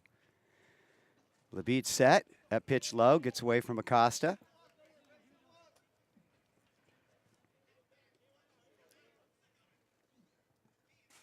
Hope you're enjoying our broadcast here on the Solano College Sports Network. Top of the fourth, Solano up 5-2 over Laney. Laney still looking for their first Bay Valley Conference win. Labite set, this one ripped back behind the box. Rubalcaba. Boy, it doesn't surprise me anymore when he makes a play like that. He is so silky smooth at shortstop. And that took a wicked hop, went to his knees, able to get the leather on it, and he's got such a strong arm. Rubalcaba saying, got to get me as the player of the game. I've been waiting to do an interview the whole season. Haven't got me up yet. Making a good case today, isn't he? Oh, yeah, making a great case today. A couple of good defensive plays, and nice hit in the first inning, ended up scoring, stolen base. Wow. All right, so now up at the plate, Moises Lopez.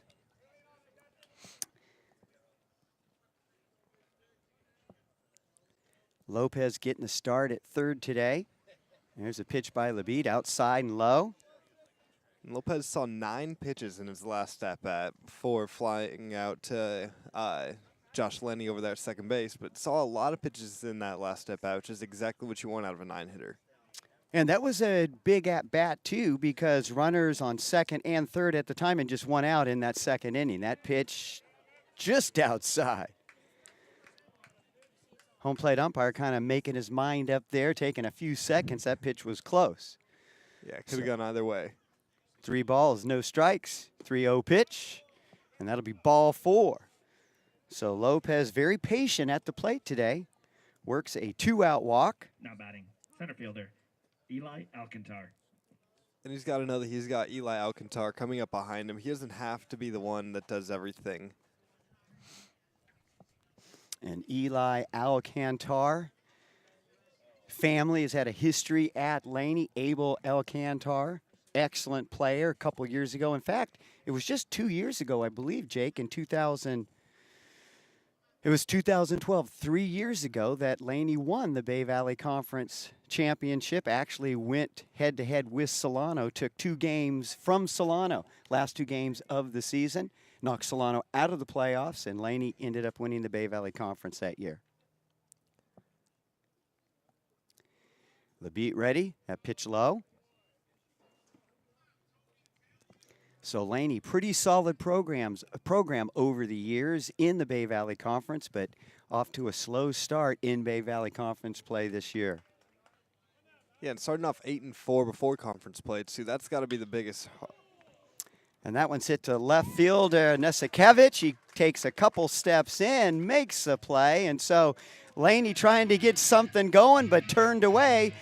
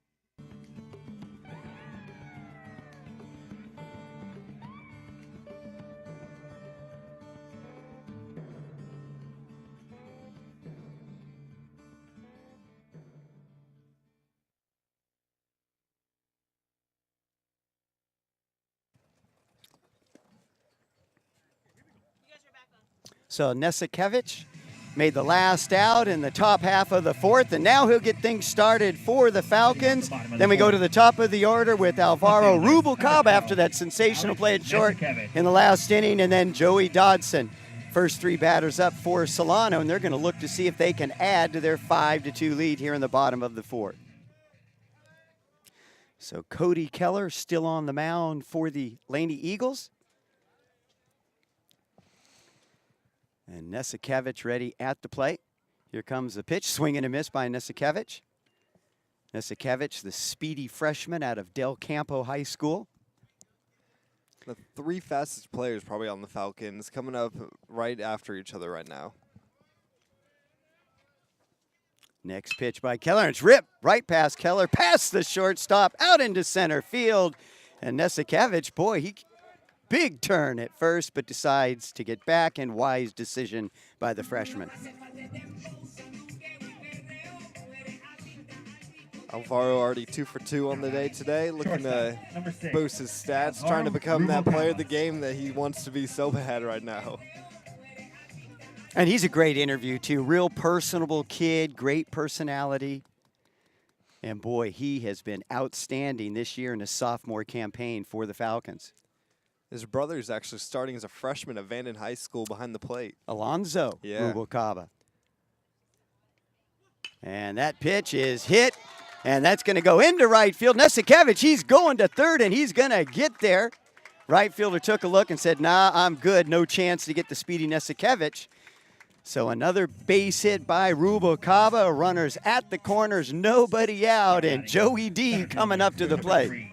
Yeah, Dodson had a great week last week. In the game we saw, he was 5 for 5. If that doesn't say it, I mean, what does? I believe he had 3 stolen bases in that game as well. I mean, the kid's just a stud out there. That's why he was selected as the NorCal Player of the Week last week by the California Community College Baseball Association. So Dodson set at the plate. Right-handed batter. Keller takes a look to third, now over to first. No throw. Look at Rubalcaba over there, not even going back to the base on that. Well, he wouldn't mind with nobody out, maybe getting caught in a rundown. And the Falcons, they've been pretty successful at that over the years. And bunt by Dodson, but fouls it back. And Dodson looking over at Coach Stover, getting some bunting lessons right there. It's the second time today he's fouled up a bunt like that, so he's going to really need to get that bat head on top of it and drive that ball into the ground. Yeah, especially if he's going to be in that 2-hole behind Rubalcaba all season. He's going to do a lot of bunting. Keller ready. Oh, a little high. Catcher fakes the throw. Nesikevich back easily.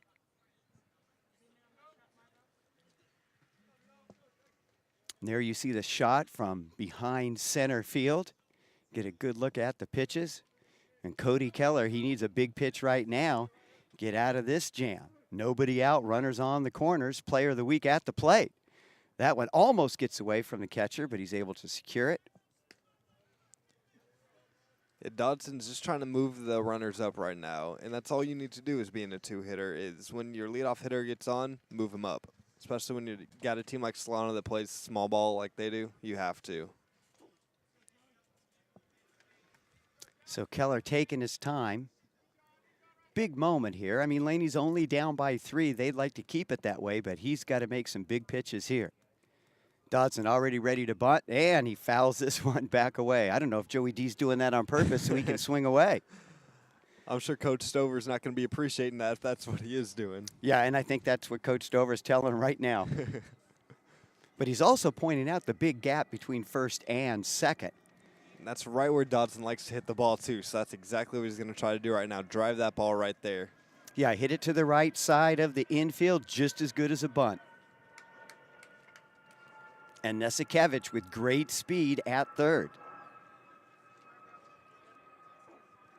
Josh Laney on deck, another one of those talented freshmen for the Falcons. Keller set, out of the stretch. Here comes the pitch, and Dodson hits this to the shortstop, gets by him out into center field. Nesikevich is going to score easily, and Rubalcaba, he'll hold up at second base. Nice hitting right there by Dodson. Maybe he did want to keep popping them up so he could swing away right there. Well, it's just a sharp single. Shortstop had a play, Doe, but couldn't get his leather on it and knock it down. Ball out into center field. And the Falcons tack another run on the board, now up by 4, 6-2. And it could get worse for the Eagles in a hurry. Now you got another talented freshman, Josh Laney, coming up to the plate. And this kid's been on fire all season. Oh, yeah. My goodness gracious. Oh, he's 0 for 0 so far today, but taking 2 walks, and he only had 1 walk on the year before today. He's been very patient so far today.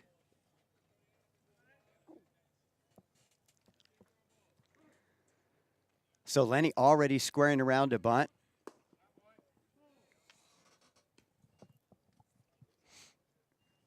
Coach Stover barking out instructions to Laney.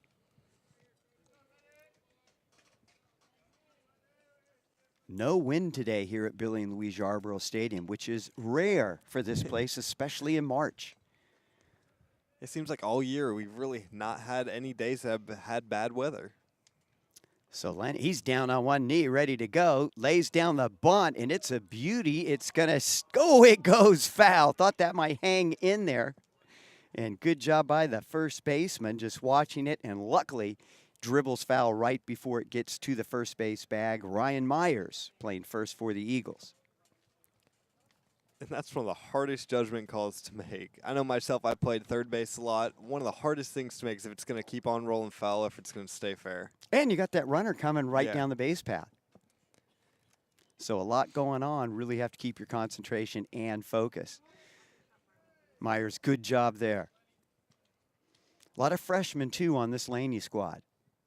Yeah, they're definitely a young team they really have a lot of talent for how young they are, though. So here comes the pitch outside. Laney around a bunt, but pulls the bat back in time. So now 2 balls and a strike. There you see all the Solano banners behind home plate. Last time they won the Bay Valley Conference, you see there 2011. 2012 didn't make the playoffs. 13, they made the playoffs. I think they finished 3rd in the Bay Valley Conference. Here comes the pitch. Laney goes for the bunt again, and almost the identical position, rolling down the first base line and dribbles foul at the last minute. Another nice patient play by Myers, the first baseman. Now with 2 strikes, Lenny can't bunt because if another one goes foul, he's out. Who's got to drive the ball right now to the opposite field.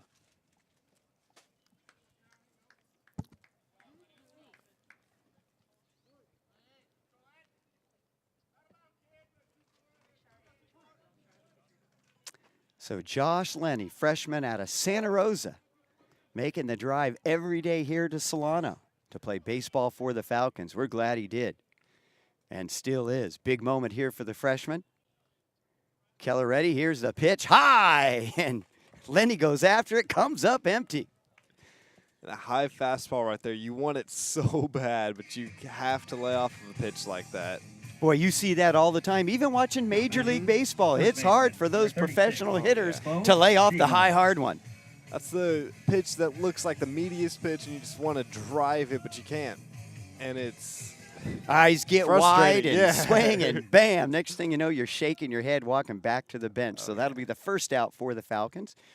Runner still on first and second. Good speed on the base pass. And now up to the plate, Bo Siegel. You can see some of the greats in the majors still doing that, chasing the high fastball, the Mike Trouts. Alex Rodriguez even doing it too. A lot of guys. Oh, I've seen Matt Kemp do it a lot too. Yeah, one of the hardest pitches to left. It looks so good, and you just you can't get your hands on top of it very often. All right, Keller set out of the stretch, and Siegel fouls that one over to the Solano dugout. Just kind of rolled over on that one. Just topped it right into the ground. And so Rubalcaba on second. Joey Dodson on first. Both on via base hits. Nesikevich started the inning with a base hit. He's already home, scored 6-2. Falcons may not be done with just one out. Here comes the pitch to Siegel, and he drives that one, but foul, just foul down the first baseline. And Bo has some great bat speed. He really likes to get out and drive the pitch and pull the ball a lot. And that's one of the hardest things about being a left-handed hitter. You love to pull the ball, but you can't be stuck in your ways of that. And that's exactly what he did there. Bo Siegel, another kid out of Rodriguez. In his sophomore season, it seems like he's been at Solano for years. He's had a lot of injuries. But he's healthy now, and he's making an impact. Here's a pitch by Keller, and this one is skied out to center field. Center fielder coming in. He's trying to find it in the sun, and does. So that's the second out in the inning. Both runners will stay. Rubalcaba stays at second. Dodson at first. And now coming up to the plate, G-Money, Garland Webster. Although he likes to go by prime time. Prime time. What does he think? He's Deion Sanders? I don't know. But, boy, he is really having a great start to his career here at Solano. Had a big grand slam in the victory on Tuesday. And he can do some damage here. So Webster is flied out. First two times up, that pitch a little bit outside. Yeah, Webster hit the ball hard twice, just right at the center field and then right at the left fielder in his second at-bat. And, you know, we were talking about speed. Webster, very fast as well. Sneaky speed, too. You don't expect it out of him. Very athletic. Kid out of Armio High School, the former Indian.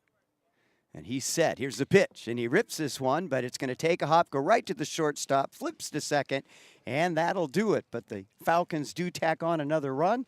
And at the end of 4, Falcons up 6-2.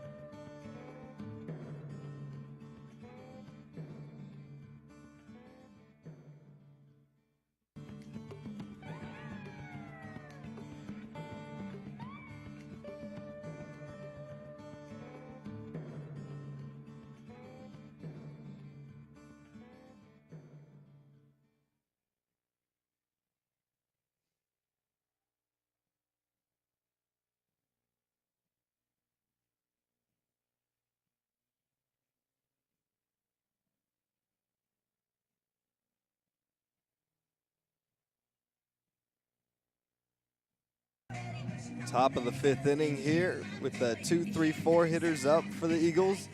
Brennan Mocklin, Kayla Johnson, and Marcos Valencia due up. Mocklin 0 for 2 with 2 strikeouts to start off the day today, as Dustin LeBeat's out here for his 5th inning of work. And another solid performance by LeBeat, and that really was the one question mark still waiting to be answered with the Falcons, the starting pitching. I think Nathan that's Genest answered has for been itself. solid, Yeah. but LeBeat, another couple solid starts, could settle in as that number 2 starter. And Dylan Dumape, excellent start against Laney on Tuesday. Yeah, LeBeat's been very solid for them, and a bit of a surprise for him, too. He's been one of the best pitchers that they've had. Dumape's been solid this year, and the bullpen has been one of the best things that they've had this year, too. Yeah, the bullpen has been solid, and I think maybe LeBeat was kind of seen as a guy who might be in the bullpen, might be a starter. And then when Chris Ross kind of struggled at the start of the season, that kind of opened up a spot, and LeBeat looks like he's kind of stepped in and taken over as perhaps the number 2 starter in this pitching rotation for the Falcons. And the first pitch of the inning. Fastball right there, 0-1. Yeah, LeBeat's been right around the zone all day today. He hasn't really struggled with hitting close to his zones. So that pitch tails off just a little low, 1-1. So Brennan, is it Mocklin? Yeah, Mocklin. At the plate. Boy, he hasn't had much luck. 2 strikeouts thus far against LeBeat. So that's grounded to Garland Webster at third base. Barehanded play, throws across the diamond. Not able to get him in time as Bo Siegel has to stay off the base. But nice play by Garland Webster. Made the bare hand. Yeah, that was pretty impressive. That took a wicked hop right in front of him. He stayed with it, bare hands it, and still pretty strong throw. Had to rush it just a tad, and that's why it pulled Siegel off the bag. So Laney in business, trying to do something about this 4-run deficit that they're facing right now against the Falcons. Kaleo Johnson now up at the plate, strikeout and grounded out to LeBeat in the 3rd inning. So LeBeat's really kept the 1, 2, 3 hitters pretty silent so far today. Checks back at first base. And Kaleo Johnson, multi-talented player. He'll do a lot of things for the Laney Eagles. He'll play shortstop. He's also done some pitching today in as a designated hitter. So this kid does a lot for this Laney squad. And the pitch, just a little low, ball 1. Yeah, he's kind of their ace in the hole. He can do a little bit of anything. No matter what you need, you can call on him, and he's going to do his job. Very athletic, good size, tall, rangy player, excellent speed.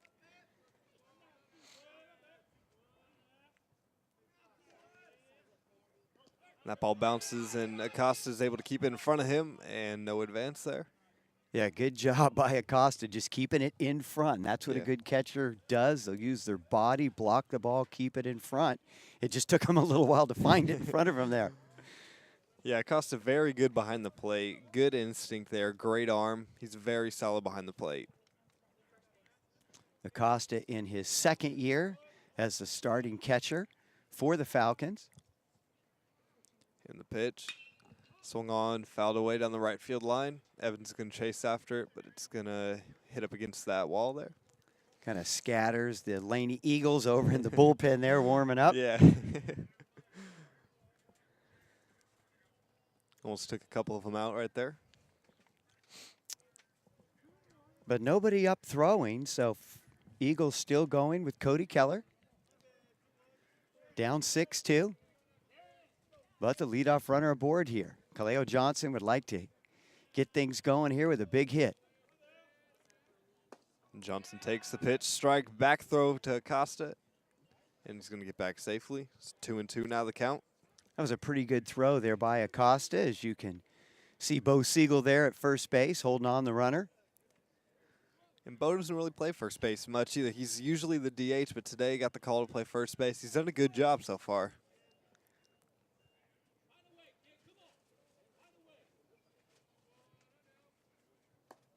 That pitch runs a little low, so full count now with nobody out and a runner on first.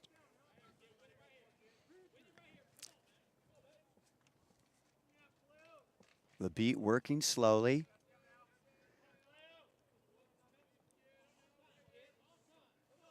And the 3-2. Oh, fouled away. Looks like it was going to hit him, went around and swung. So that's going to keep the count at 3-2.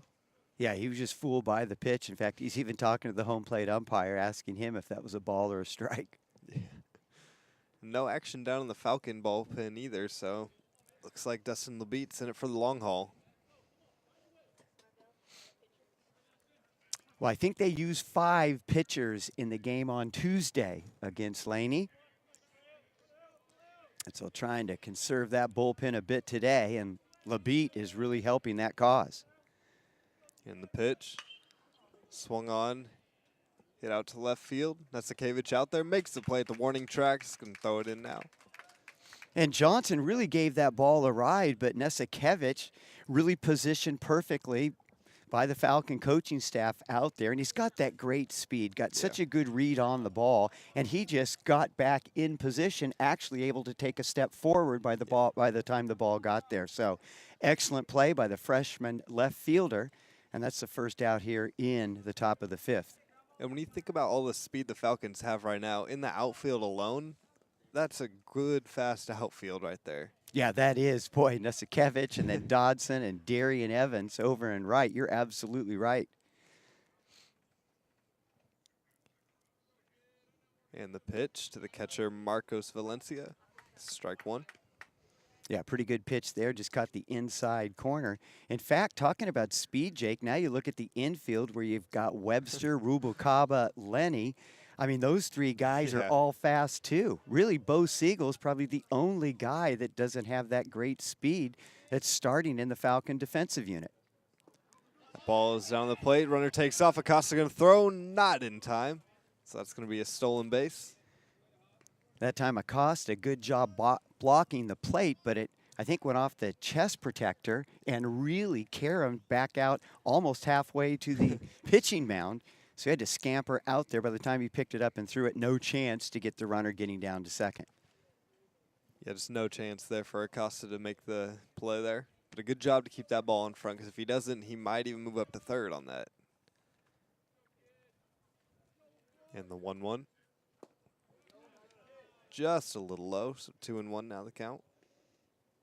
And that play by Acosta, I'm not sure if that's going to go as a wild pitch or kind of hard to call it a pass ball when it goes in front of you, right? I don't think it's either, really. It's not really a pass ball. It's not really a wild pitch. I mean, well, they got to come up with some reason why the runner's down at second. Yeah. That swung on, popped up. So looks like Evans is going to be there in right field to make the play. 2 down. Boy, no doubt about whose ball that was. I could hear Evans all the way from here screaming, ball! Wasn't sure at first, then when he got a little closer, he kind of startled Laney. Yeah. Wait, what's going on? Is there a train coming? So good hustle there by Darian Evans. All important second out. Trevor Greenlee up the plate now, 0 for 0 with 2 walks and a run scored. Greenlee, the tall, lanky right fielder.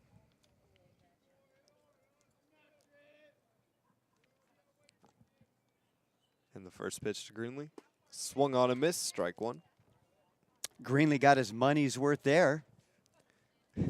Greenlee getting some green, baby. Trying to drive that high fastball to the opposite field right there. I know I'm not as funny as Mike, but I'm trying. I didn't have a chance to prepare and really work on my good material. Stosh. And the pitch taken right there. Nice curveball. 0-2 now the count to Trevor Greenlee. Yeah, Mike's always prepared with jokes, that's for sure. Well, I was watching I think it was the DVC Solano softball game you guys did. That was a riot. That's on prime time on cable access. It comes on every night at 8 o'clock on Channel 28 I'm going to have to here in record that Fairfield. one tonight. Yeah, it is a riot. That pitch just a little bit outside. 1-2. Nice waist pitch there by LeBeat. Certainly, that was an entertaining broadcast. But you guys also did a good job calling the game as well. It was just the banter towards the end of the game. It was mostly Mike. I didn't have much to say back. It was mostly him just making fun of me the whole time. I thought I was going to have to stop the broadcast and pull him off you. That's how bad it was getting. Now the 1-2. Taken, just a little high. Close pitch, 2-2.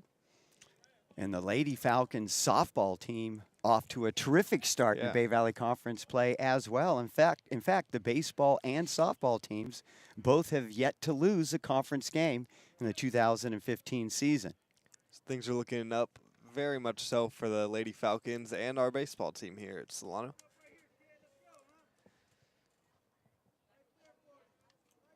And the 2-2. Swung on and missed. Strike 3. LaBeat holds the Eagles to no runs as we're heading to the bottom of the 5th.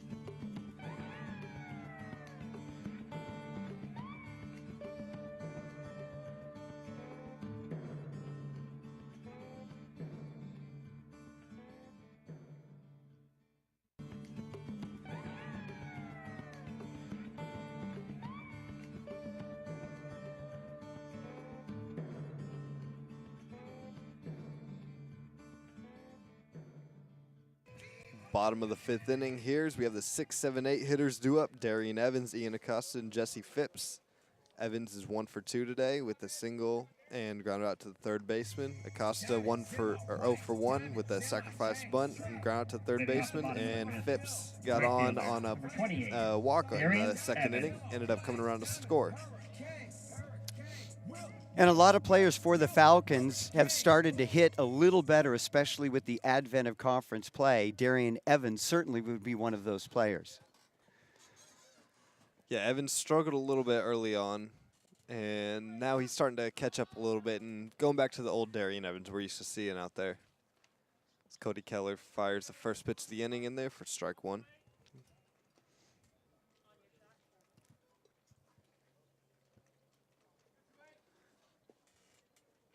Yeah, Darian Evans hitting over 300 now at 316. Didn't look like it there, though. Weak swing. Completely fooled on that pitch. That's going to take the count to 0-2. Yeah, was not expecting that right there. Cody Keller with the 0-2. Taken just a little bit low and outside, so 1-2 now to Darian Evans. Boy, that was a pretty good pitch, too. Good movement. Ball just dropped by the time it got to home plate. I thought that might go as a strike, but Evans lucks out, gets the ball call. And the 1-2 swung on, driven right back up the middle. Darian Evans is 2 for 3 today with another single. He was trying to cause damage to Keller there. That was a line drive, and boy, just missed Keller. I don't even know if he had a chance to get his mid up in time, but just whizzing by Keller straight out to center field. So Evans continuing to be a hot hitter for the Falcons. And I believe that's his second hit today. Yeah. Now we actually have some action going down in the Eagles bullpen. Can't tell quite who it is. It's warming up, but they've got someone going. Now with Ian Acosta up, showing bunt, pulls it back. It's a little low, ball 1.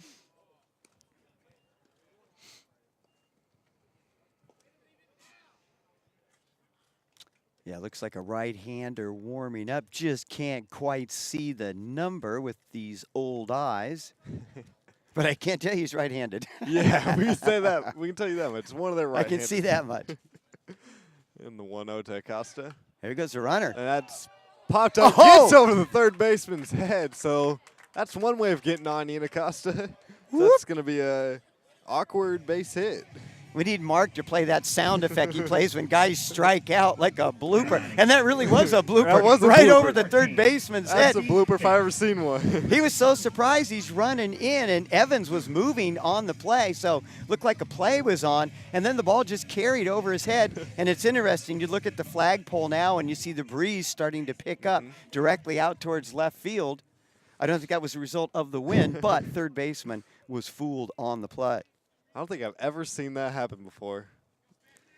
So Moises Lopez running in and ran in a little bit too much, and now Falcons with runners on first and second, nobody out. And Jesse Phipps up at the plate.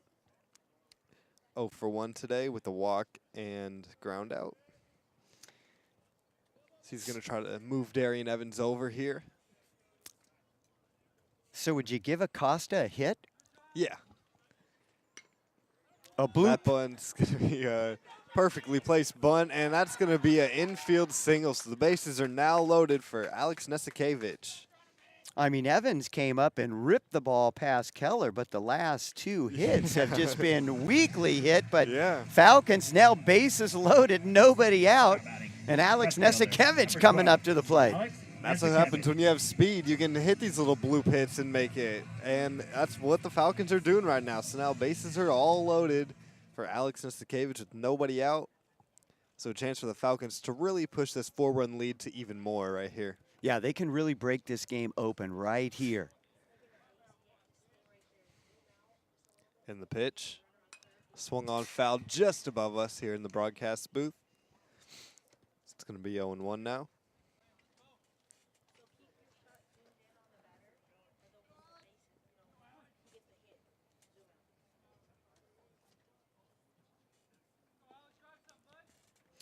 Nesikevich, base hit last time up. He'd like to do that again. And he's going to do just that right there. So it knocks off the shortstop's glove. Hard hit ball right up the middle. Nothing you can do as a shortstop.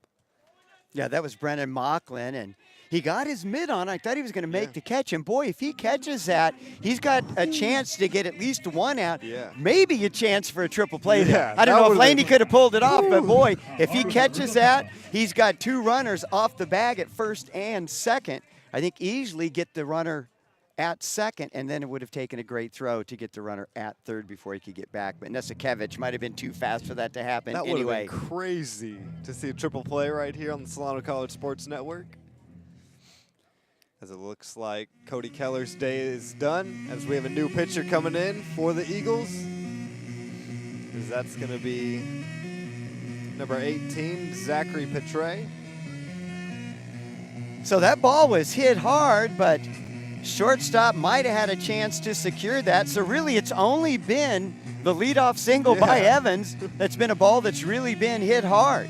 Well, that ball was hit hard, just hit at the shortstop though. And now with the big boppers, Alvaro Rubalcaba, Joey Dodson, Josh Lenny coming up next. With the bases loaded, nobody out, Rubalcaba has a chance to really build on a solid year and a solid game today. Yeah, this is exactly how you want it if you're a Falcons fan. Rubalcaba coming up with the bases jammed, and Rubalcaba, he's 3 for 3, baby. Yeah. I think right now he'd be our player of the game. Petre threw an inning on the game on Tuesday. 2 strikeouts, no hits given up. As he is posting 7.36 batting ERA on the year. The freshman pitcher.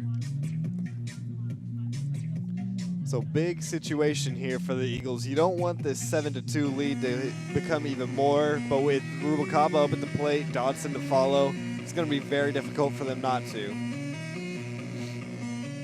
Well, it looks like Cody Keller, unless there's a big comeback by Laney, his record's going to go to 2-4 on the season. He's been the real horse on the staff with 45 innings pitched on the season. But boy, Keller has struggled. Yeah, Keller thrown a lot of innings for this team, and he's the ace of the staff, just hasn't had a lot of results so far for this year. And you know, Jake, you talked about earlier in the broadcast that Laney actually had a winning record going into conference play, but not against really top-tier teams. Yeah. And, you know, that's why the Falcons pretty consistently are always at the top of the Bay Valley Conference, because they play such a tough non-conference schedule. They're really ready to go, and they may be under 500, but they're going to be better off because of the quality of the teams that they play during non-conference play. I mean, they're always playing San Mateo, Santa Rosa, Delta. Delta's still undefeated this year, Delta's number one in the state. team in California right now. And Falcons, when they had him here at Billy and Louise Yarborough Stadium, lost 3-2. Yeah. Went toe-to-toe with right that team. First pitch to Rubalcaba is taken there for strike one. Alvaro, 3 for 3 today, 3 RBIs, making a huge case to be our best buy player of the game. Boy, and he's made some plays out in the field. He scored Yeah. 2 runs. He's got a stolen base. This kid's doing it all today. So that's going to be a ground ball double play, and not going to get the double play. So Rubalcaba is going to move up to second. That's going to score 2 for the Falcons. 9-2 now our scores. That's 2 more RBIs for Rubalcaba. 5 on the day. Wow. I'm just going to go ahead and say Rubalcaba, player of the game. Yeah, we'll throw that out here in the fifth inning. Let's put that in ink, okay? Center fielder. I think anyone who has 5 RBIs in the game deserves to be the player of the game. And if he's not, then that must be a pretty good game. Yeah, 5 RBIs, 4 for 4, a stolen base, and a gem, at least one gem so far out at shortstop. Yeah, he's definitely had a great game today. Joey Dodson up at the plate. He's in there, baby. Stole Give him 2. third base. Give him Another 2. stolen base for Rubalcaba today. That's his 2nd stolen base on the day. Yeah, I definitely think it's fair to say he will be our best buy player of the game today. And I'm sure he'll be excited about getting that first interview of the year in. Yeah, Chelsea Williams, our producer, go ahead and type his name in that graphic. I type slow, and I could have that typed by the end of the game. It's a curveball that bounces low to Joey Dodson. So that's going to be 2-0 now the count. Nice play by the catcher Valencia to block that, keep it in the dirt. Rubalcaba standing at third might have been able to score if that gets by the Laney catcher. And the pitch. Whoa. High fastball. Dodson wanted it. Smartly laid off. 3-0 now. Yeah, it looked like the ball was kind of moving in towards Dodson, almost a little chin music on that one. Yeah, a little two-seam fastball cuts back into a right-handed hitter like that. It's a good pitch, though. Dodson's lucky he's so lanky. That pitch is taken right down the middle. 3-1 now. So good pitch there by Petray. Yeah, Petray coming in, throwing strikes. He's just getting that ball by Rubalcaba. It's hit hard. Nice play, though, defensively. That is taken. Strike, too, as Dodson thought that was ball 4. So yeah, that was a good pitch by Petray. Yeah, nice. A little bit of a curveball right there.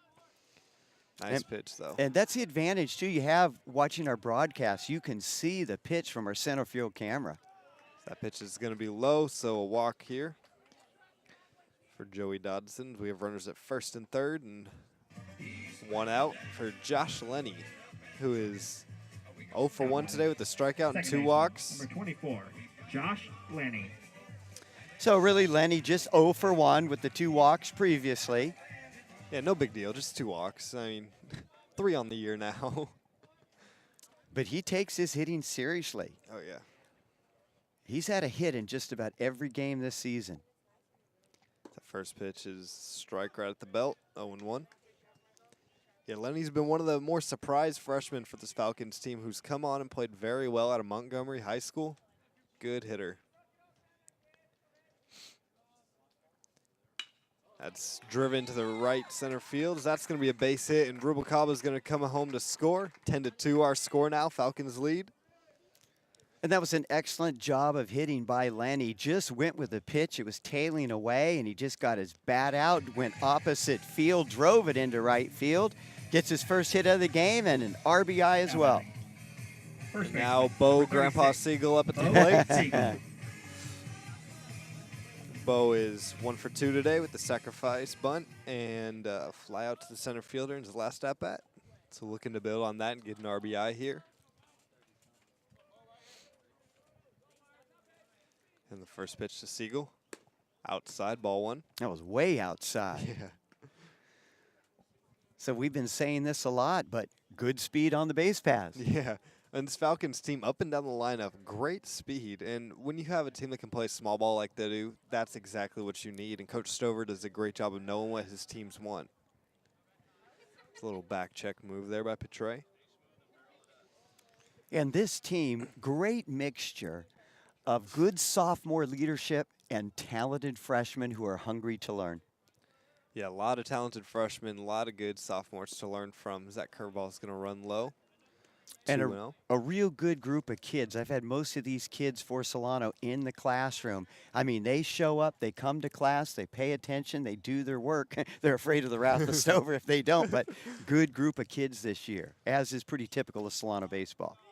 That pitch runs low. 3-0 now to Bo Siegel. Who would you say is the best student you've had that's on this team currently?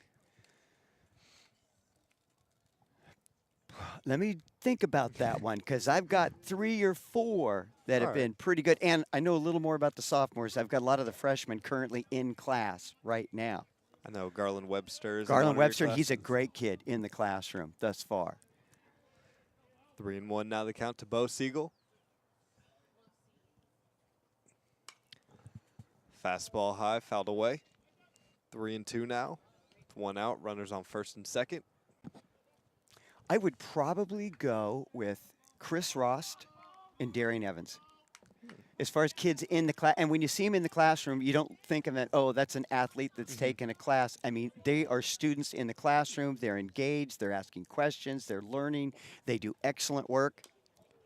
That pitch a little low, fouled away there by Bo Siegel to keep the count at 3-2. But the best kid, best single Solano baseball player I've ever had in the classroom, best student athlete. This kid, you should just bottle him up and make duplicates. Zach Wells played in 2012, 2013 for the Falcons. That ball's rocketed out to right field. Uh-oh. And that's going to get down at the warning track, and Bo's going to have extra bases. That's going to score 1 for the Falcons. Second run, Josh Laney coming home, and he's tagged out at the plate on a close play. But an RBI triple there by Bo Siegel. Nice piece of hitting right there. And that throw home was a little bit high. I think if Lenny gets down just a bit sooner, or even if he goes in head first, I think he's going to get under the tag. That time, he just didn't quite get low enough, and so the catcher, Valencia, was able to catch him on the shoulders before he was able to get down and make the slide. But I'll tell you what I was impressed with, the speed of Siegel. Yeah. He's going, don't talk about everybody else being so fast. He was chugging, legs it all the way to third, although the throw at home, I think, really enabled him to get into third base. If there was a play at third, might be a little bit closer. And now Garland Webster steps in. That first pitch is fouled away. And looks like there might be a play. First baseman Ryan Myers there to make the play. As the Falcons take the lead 11-2 as we're headed to the top of the 6th.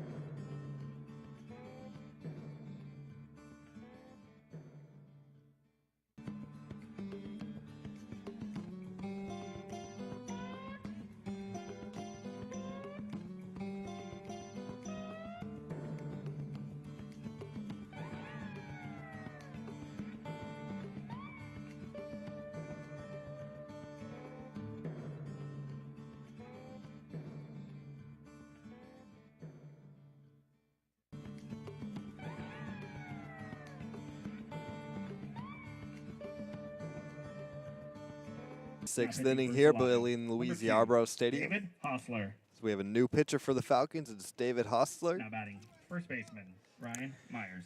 Freshman out of Armio, I believe. Yeah, he's through 9 innings pitched this year, is a 4 ERA. Oh, yeah, he's pitched really well in some spots for the Falcons. He's another kid that can get it done out of the bullpen. Hostler's first pitch, swung on and fouled back. It's Ryan Myers, the first baseman, up at the plate. He is 0 for 2 on the day today with the flyout to Darian Evans and hit that shot right at Garland Webster in the 3rd inning. Yeah, Hostler, Peyton Tyler, Jay Wagner, Coates, Adam Coates. Adam all. Coates has been the guy that surprised me the most. He's been very solid. And you look at the light blue uniforms today, reminds me a little of that bullpen for Kansas City last year. That curveball's going to stay high, 2-1. Yeah, that Kansas City bullpen, one of the best we've seen in a while. That 3-headed monster that they had, wow, I've never seen 3. They were 3 closers that through the 7th, 8th, and 9th inning. If you could just get them to that inning, Kansas City was hardly ever losing. And 2-1, big take, and that's going to be 2-2. A big cut right there from Ryan Myers. Yeah, that Game 7 in the World Series last year where the Giants had a lead riding that arm of Bumgarner, but then the Kansas City bullpen came in. Yeah. And, I mean, you talk about a pitching duel. I mean, nobody scored, obviously, ended up well for the Giants, but, boy, that was really fun to watch. Fun to watch, and being an A's fan, I had no say in the game because Royals knocked us out of the playoffs, and, of course, being local in the Bay Area, we don't want the Giants to win either. That pitch is flown out to center field. Joey Dodson there under it and makes the play. 1 out. No, you said they knocked us out of the playoffs. Shouldn't you be in spring training right now if you're playing for them? What number were you? I was number 19, Will Farrell today, starting at shortstop. I don't know what it is with the Bay Area, but everybody thinks they play for the team that they're rooting for. It's all us and we. But I never see them with the uniform on out in the game. I get confused. I don't have anything to say right now. First pitch to Ryan Silva. A little up and outside, ball 1. See, they make you think that you're part of the team, so you spend all that jack on all the gear and everything. See, if you're actually on the team, you don't have to buy any of the gear. That's they true. give it to you. Yeah. Good pitch. Fastball right in there, 1-1 now. Yeah, Hostler coming in, firing strikes right now.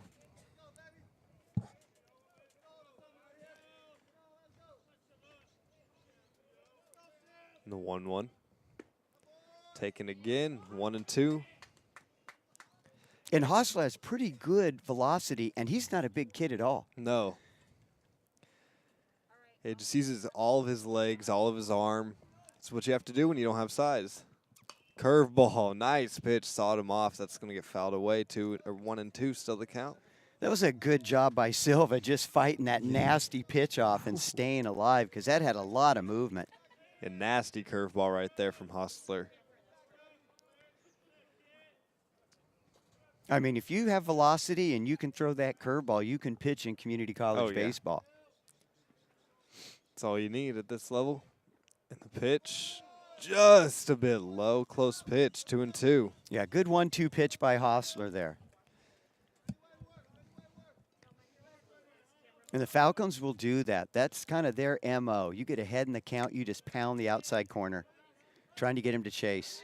And strike 3 call in the outside corner. Is that Silva's second strikeout on the day? And Nice Silva didn't chase there, but didn't matter. Catches the No. outside corner. This is actually second strikeout looking also. TJ Molina. So that's going to bring up TJ Molina up to the plate, the second baseman. He is 0 for 1 with a walk and ground out to Rubalcaba. That ball he hit at Rubalcaba in the 4th inning. What a play that Rubalcaba has made today. So that's going to be ball 1. Boy, Solano has really had some great play at shortstop over the years. And Rubalcaba is right there at the top. So that's going to be grounded to Garland Webster. Tough play there. Throws across, gets him just by a step. Very smooth. 3 up, 3 down as we're headed to the bottom of the 6th inning.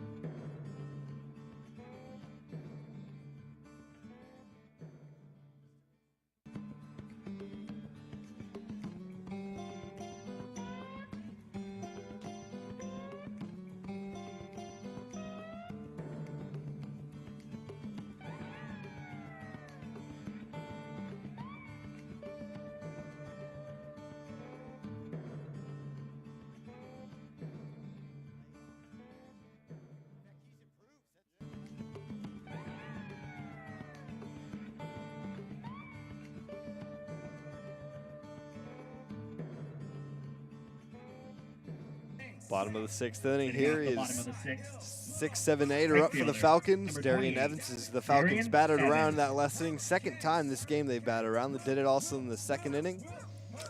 Yeah, they're starting off just where they did last inning. Yeah. And that was a pretty good inning. They got 1, 2, 3, 4, 5, count them, runs on the board I'll in the take bottom that of the every 5th. time.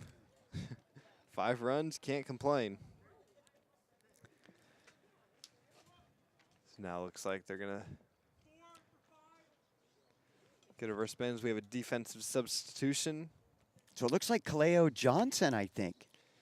Is he number 12? Not TJ Molina is number 12. Said 4 for 5. Number 4 is Darian Wilson now, and he's going in for the shortstop. High pop fly there, but that's going to go out of play. Brennan Mochlin coming out of the game, it looks like. Yeah, one thing that works well when you do a game to have a roster. Yeah. Somewhere in this maze of information. So much. Well, Stosh thought it was a good idea to get conference, non-conference, and everything. That ball's driven out to center field. Center fielder's there to make the play.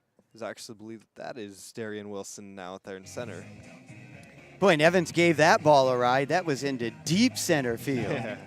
Catcher. But a lot of room out there. Oh, a lot Hard of to room hit out one there. out to straight center field. 400. Yeah. Not many people at the collegiate level can do that. Yeah, especially now with the change in the bats. Every bat has to be BB core approved. Can't have the same pop that they do. Yeah, you just don't see the home runs that you used to see. Yeah. First pitch to Ian Acosta, swung on, ground into the second baseman right there. Throws across to make the play. 2 up, 2 down so far. Good inning for Zachary Petre. Yeah, I don't think anyone's going to break the career home run record for the Solano Falcons, held by Tommy Pavesi, who played in 2007, 2008. Any guesses on how many bombs he hit in 2 years? I'm going to go with 35.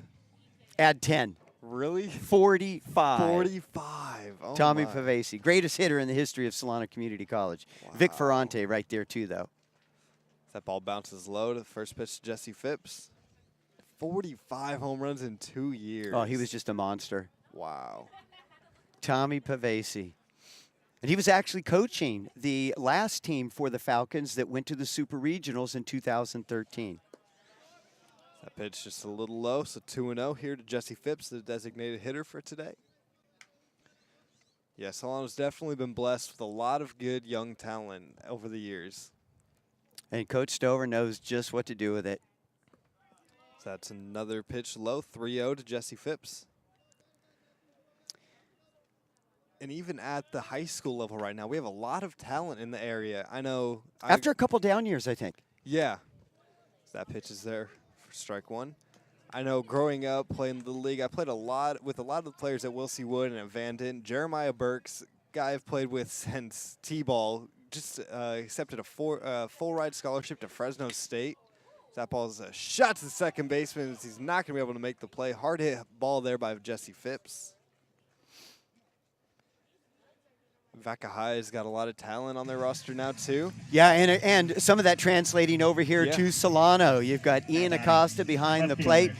Tyler Stover, of course, who's done some of our broadcasts. He's sick. We hope he gets better, not here today, but he'll be playing next year. He's out of Vacaville. He'll be playing for the Falcons. Reedy Ramirez out there playing football and baseball for them. Very good player. Oh, Reed Ramirez, yeah. He was very an good. excellent football player for the Bulldogs. Oh, yeah. Played that outside linebacker, pretty good receiver as well. I lived next door for Reed for the first about 5 years of my life. So grew up playing baseball, football, whatever we could get our hands on growing up with Reed. 1-0 the count here to Alex Nesikevich. It's 2 for 2 today, 2 singles and a sacrifice bunt. Came around to score twice also. And talking about local kids, too, from the local high schools, Coach Stover really makes it a priority to recruit local talent from the local high schools. That's skied out to right field. Gonna get out of play though, so 2-1 to Nesikevich.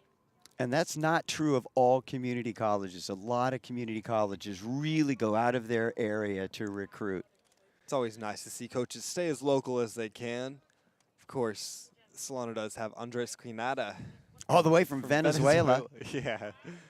So that's fouled away, 2-2. And Dustin Lebeat played his high school ball in Germany. Yeah. I believe his father was in the military, so grew up over there. Yeah, Solano has a nice mixture of local guys and guys from all around the world. A little bit of a slider, maybe a slurve, just a little bit outside there to Nesikevich, 3-2. Now with 2 outs, we're going to see Jesse Phipps take off at first base.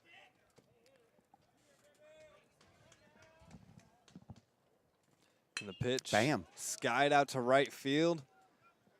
And he's there to make the play. So the Falcons can't push any runs across the boards. We're headed to the top of the 7th inning.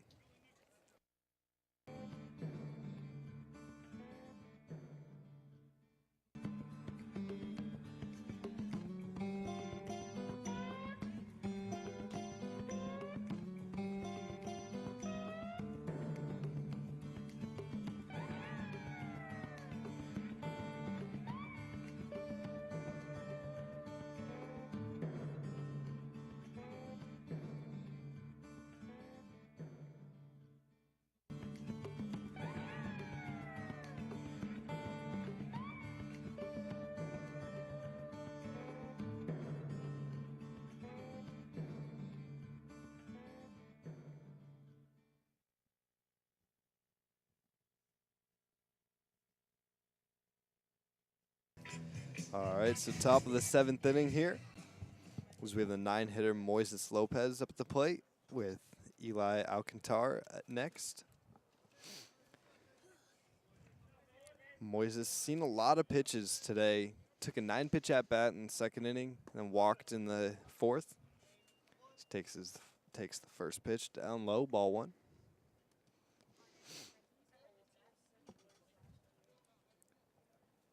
Now the 1-0. Swung on, driven right at Garland Webster. Nice play by Webster. Throws across, gets him out by just a few steps. Nice play by Garland over there. He's had a couple of nice plays at third base today. Well, you know, and Rubalcaba, of course, gets all the love at short because he's such a good shortstop. But Garland Webster, he's been money at third. He's solid with the leather. To say the very least, he's solid. I mean, he's very good defensively. Alcantar up, takes that first pitch low.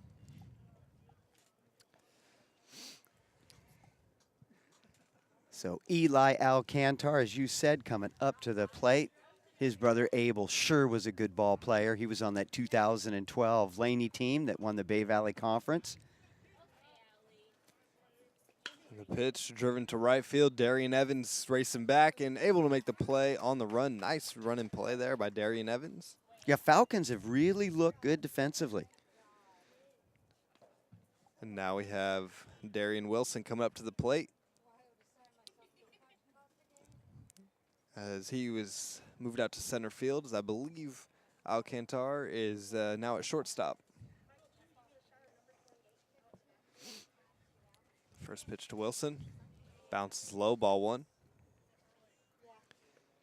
And Wilson only having 21 at-bats so far, the least on this team. But he's been productive in his at-bats. He's hitting .238. I mean, he's been solid for them. Just not getting the opportunities. Yeah, he's got 5 hits, double, triple, couple ribbies. Yeah, not bad at all. So that pitch is in there for strike 1, so 1-1 the count. Low and away, ball 2. So Darian Wilson, he's a guy that when he gets in the lineup, he's taking advantage of his opportunities. That's what you have to do when you're coming off the bench like that, or else you're never going to get a chance. He swings and misses out a low pitch there, 2-2. Yeah, fooled on that one. A lot of drop. That was in the dirt, went down, and almost like a golf swing, trying to hit that off the tee, comes up empty. And I like Hostler. He works quickly. So that's kind of right back up the middle. Rubalcaba drives to make a ridiculous play. Thought we might see something there, baby. That was close. That's going to be a single there. 2-out single for Darian Wilson. So it looks like we're going to have a pitching change for the Falcons.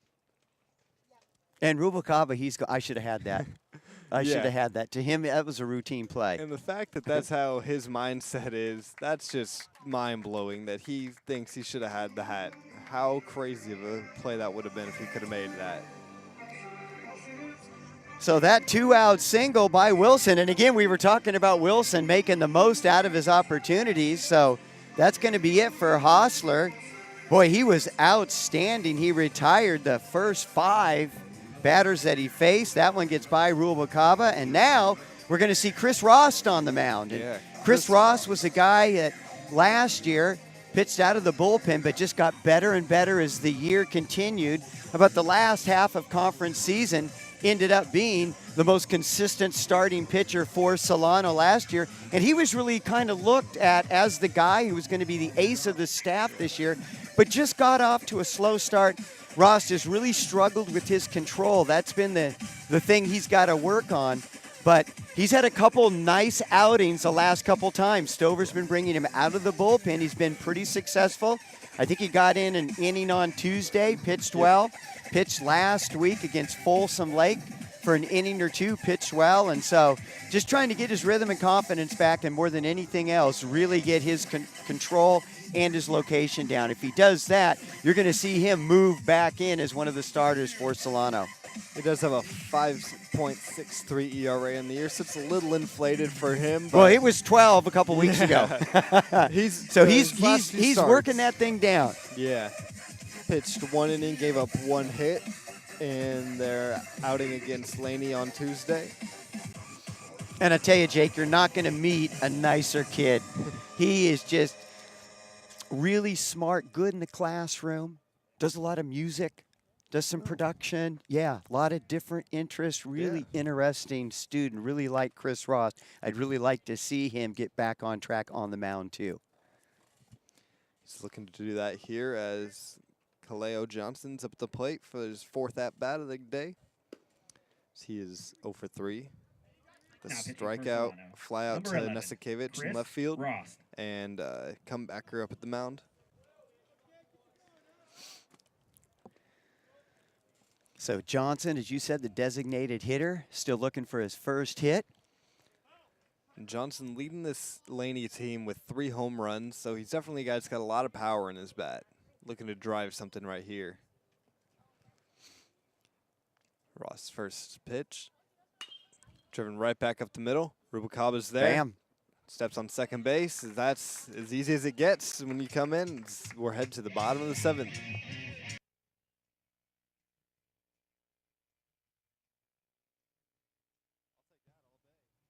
Hi, everybody. Greg Poff here in the Solano College Sports Network studios to tell you about a great opportunity here at Solano, where we're the only community college in the nation to have our own sports broadcasting program. So if you're interested in a career in sports broadcasting, Solano Community College is the place for you.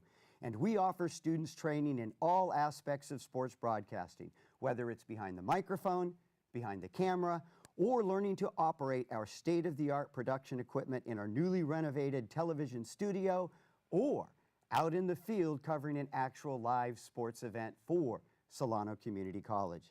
At SCC, our sports broadcasting program is responsible for providing broadcasts of Solano sports teams and creating sports shows to be telecast on Fairfield's cable access Channel 28, as well as webcasts on our YouTube station at Solano College Sports Network. So if you're interested in taking one of our sports broadcasting courses, you will find them listed under Communication Studies in the SCC schedule of classes each and every semester. So come on over, check us out in our TV studio in room 121 on the main campus, where here at Solano Community College, it's more than just sports, it's an education.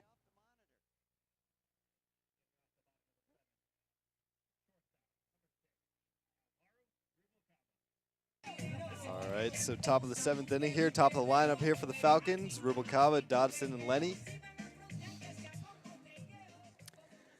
So Falcons up by 9. May not be done, though. Starting at the top of the order here with Rubalcaba. Rubalcaba skies that pitch up. Shortstop right there to make the play. That's 1 out. 1 pitch, 1 out. So he's 4 for 5 now. Yeah, 4 for 5 only. I have to joke with him about that one in the post-game interview. So far, 4 for 5, 5 runs batted in, 2 stolen bases, and a sensational play at shortstop. A couple sensational plays, really. That first play of the game even was. See, that's what you miss when you're on the side camera. Dodson takes that first pitch inside, ball 1. And then the viewfinder went out, so I had to actually look through the scope. Yeah, I don't get to see all the action then. 2-0 now to Dodson. You can't let Joey Dodson get on base. He's just too fast. Wreaks havoc. Yeah. No matter what the situation is, he's going to wreak havoc on base. That pitch is low and away. 3-0 now to Dodson. So Zachary Petray still on the mound for Laney. Oh, pretty good pitch there. So that pitch is taken right down the middle. 3-1 now. Taken again. 3-2. 2 good pitches right there by Petray. I like these delayed strike calls. Ump gets into it. He likes it. Pretty good form, too. Yeah. And the pitch. Driven in the left center field gap. Oh, the center fielder's going to get there. Wilson, nice baby. Running play right there. Covered a lot of ground. Thought that was going to get down for a second. Yeah, Darian Wilson, boy, came in, got a hit, looking solid in center field. You know, one of the few bright spots for this Laney Eagle team. Haven't had many today, but he's been one of them for sure. They haven't had many in the month of March. I think they're winless in March. Yeah, it wouldn't surprise me. They have lost their last 7 games. So that's Josh Laney skies that. The catcher is going to get there to make the play. That's a quick 3 of 3 downs. We're headed to the top of the 8th inning.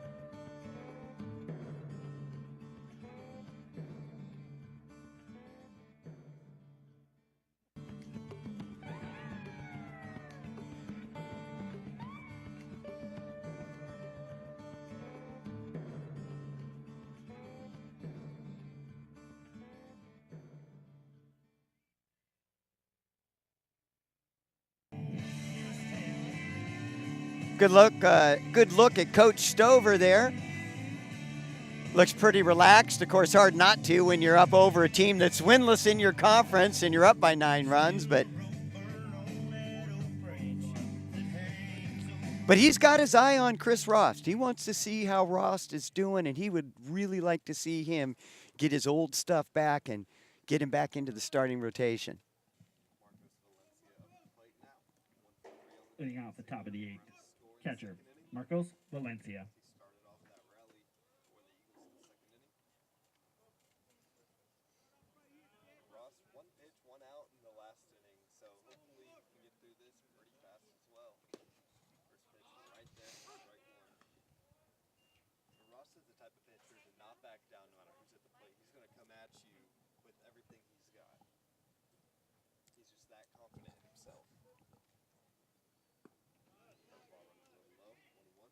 Boy, nice movement on that pitch, though.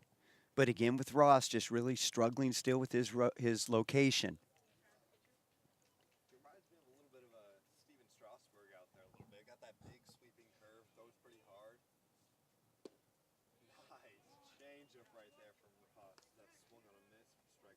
Yeah, good pitch by Ross there. And he really looks locked, loaded, focused. Well, I know he was frustrated with the start he had, and he's just trying to get his rhythm back and get back in his groove. Just barely. In fact, I thought Webster was going to get a chance at maybe a web gem there. Yeah, that would have been nice. Highlight reel there for Garland. I'm sure he would have liked that. Because when you look at this team, I mean, they are solid with the leather. This is a very good defensive unit for the Falcons. Overall, this is one of the best Falcons teams that I've seen, at least. This is going to be my first year. Well, what are you comparing them to? Little League? Oh, so you have followed. Yeah, okay, I'm with you. Well, this is the best team because it's the first one I've seen. Clean slate. Sorry, I don't want to turn into Mike. I'm not going to pile on.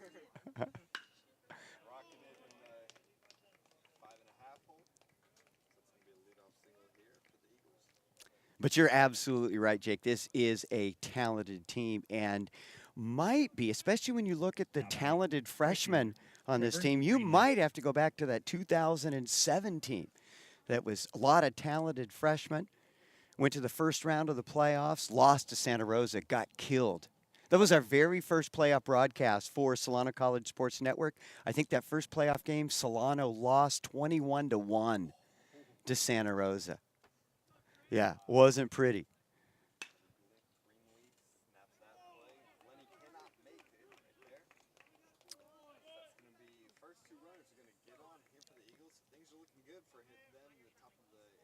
Yeah, that was a tough chance by Laney. Had to actually slide to try to glove that ball and just took a little hop, bounced over his mitt, and then on into right field. So not an error, certainly. That'll be a base hit.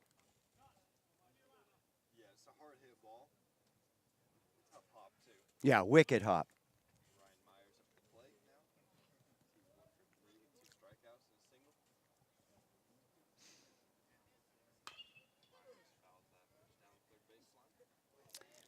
But that 2017 won the Bay Valley Conference, and then the next year, that was the first Solano team to make it all the way to the Super Regionals.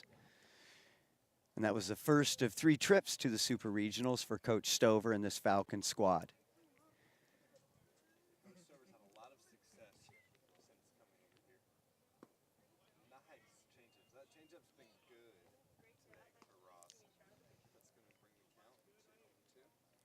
Yeah, and he's really setting up the hitters well. I mean, that time, Myers completely fooled, just way out in front. Yeah, they're not expecting that change, and then he hits it with them and just drops off at the last second. That fastball's going to run low. Changeup's been his go-to pitch today. Between that and the curveball, he's been throwing very good today, has Chris Ross. Giving up the 2 singles in this inning. Before that, nothing. Oh, yeah.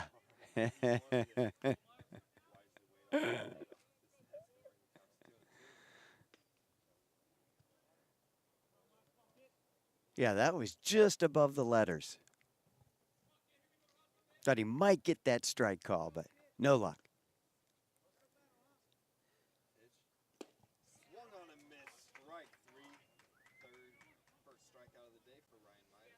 And that was great location by Ross. That pitch right at the knees. And Myers, he's a big dude, so if that's at his knees, he's got to go down and get it. No chance there. Big pitch by Ross, especially with the 2-2 count.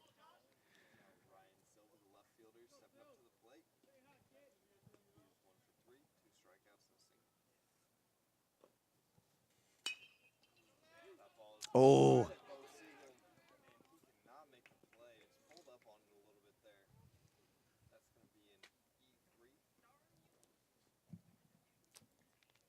And Ross has had a little tough luck, too. There's been a few outings where the defense, which has been pretty solid all year as we've been talking, has let him down a couple times. And that time, that should have been a pretty easy put out there for Bo Siegel. But gets under his glove, doesn't stay down on it. Now, Laney, they've got the bases loaded.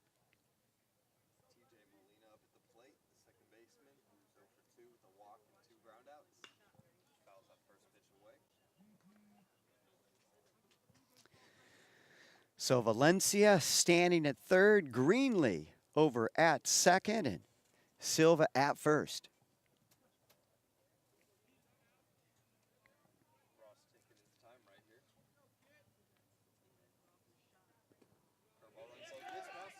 That's going to score a run for the Eagles.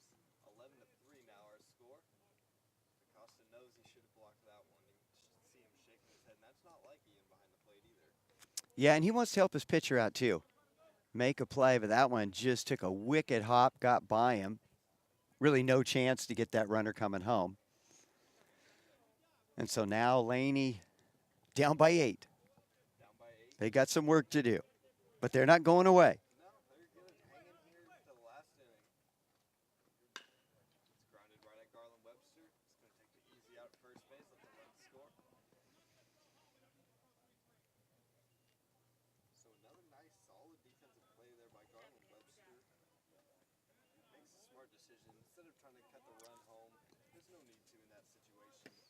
Yeah, get the out. We're in the 8th inning. You just need 4 more outs, and I think that's going to be it for Chris Ross.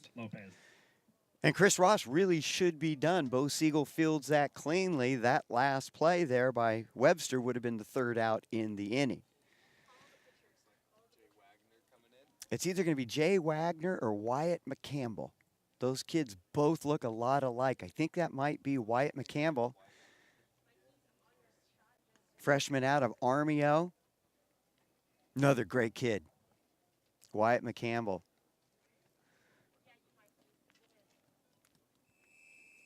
I'd tell you the number if I had a roster to look at, but I can't find anyone in this maze of information. But see, you have the tape on, so it's over the numbers.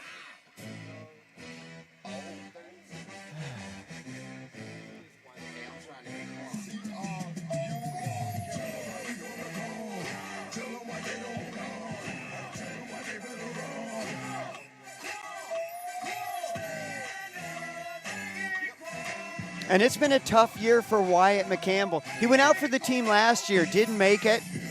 He had a pretty good career at Armio. His dad was the coach at Armio, and then he lost his father. His father passed away. I think it might have been last fall. And so, I mean, that's a lot for a kid to deal with, really close with his dad. But, boy, he's really hung in there, made the team this year. And he's been pretty successful when he's been called on to pitch. And, again, just a great kid, Wyatt McCampbell, freshman out of Armio.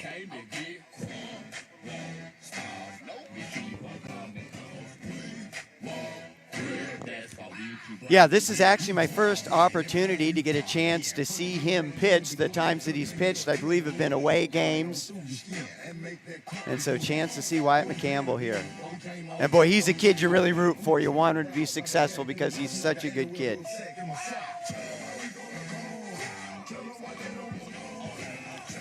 Yeah, and you can tell Coach Stover really likes the squad that he has. He's got a really good group of kids. They're very coachable, very teachable.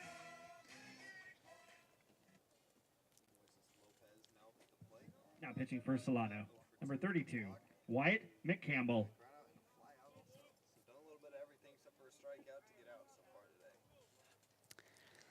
So Wyatt McCampbell needs to retire this batter, get 1 more out, get out of this little mini jam here in the top of the 8th.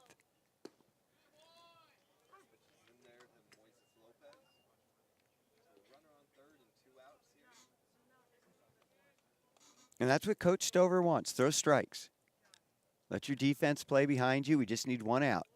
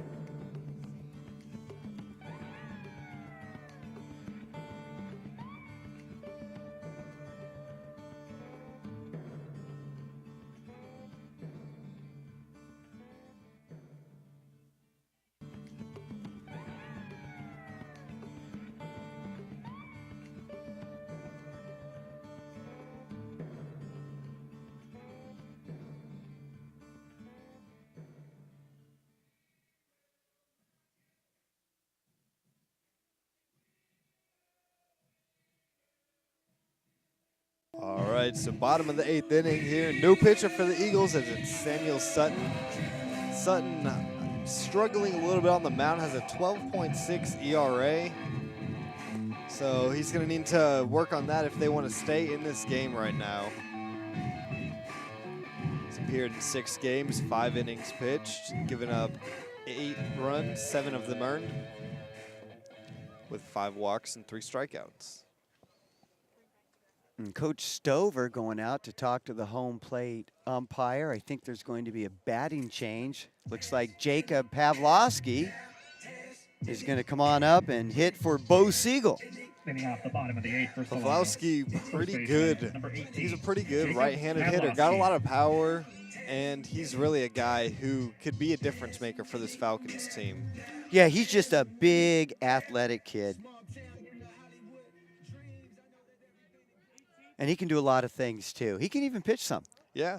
Wasn't he originally a pitcher and then converted? Pitched last year a little bit.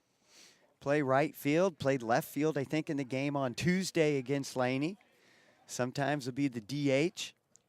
Yeah, he's a guy that you can use in a lot of different situations. Good guy to have on your team. Good leader. Sutton's first pitch. So that runs low.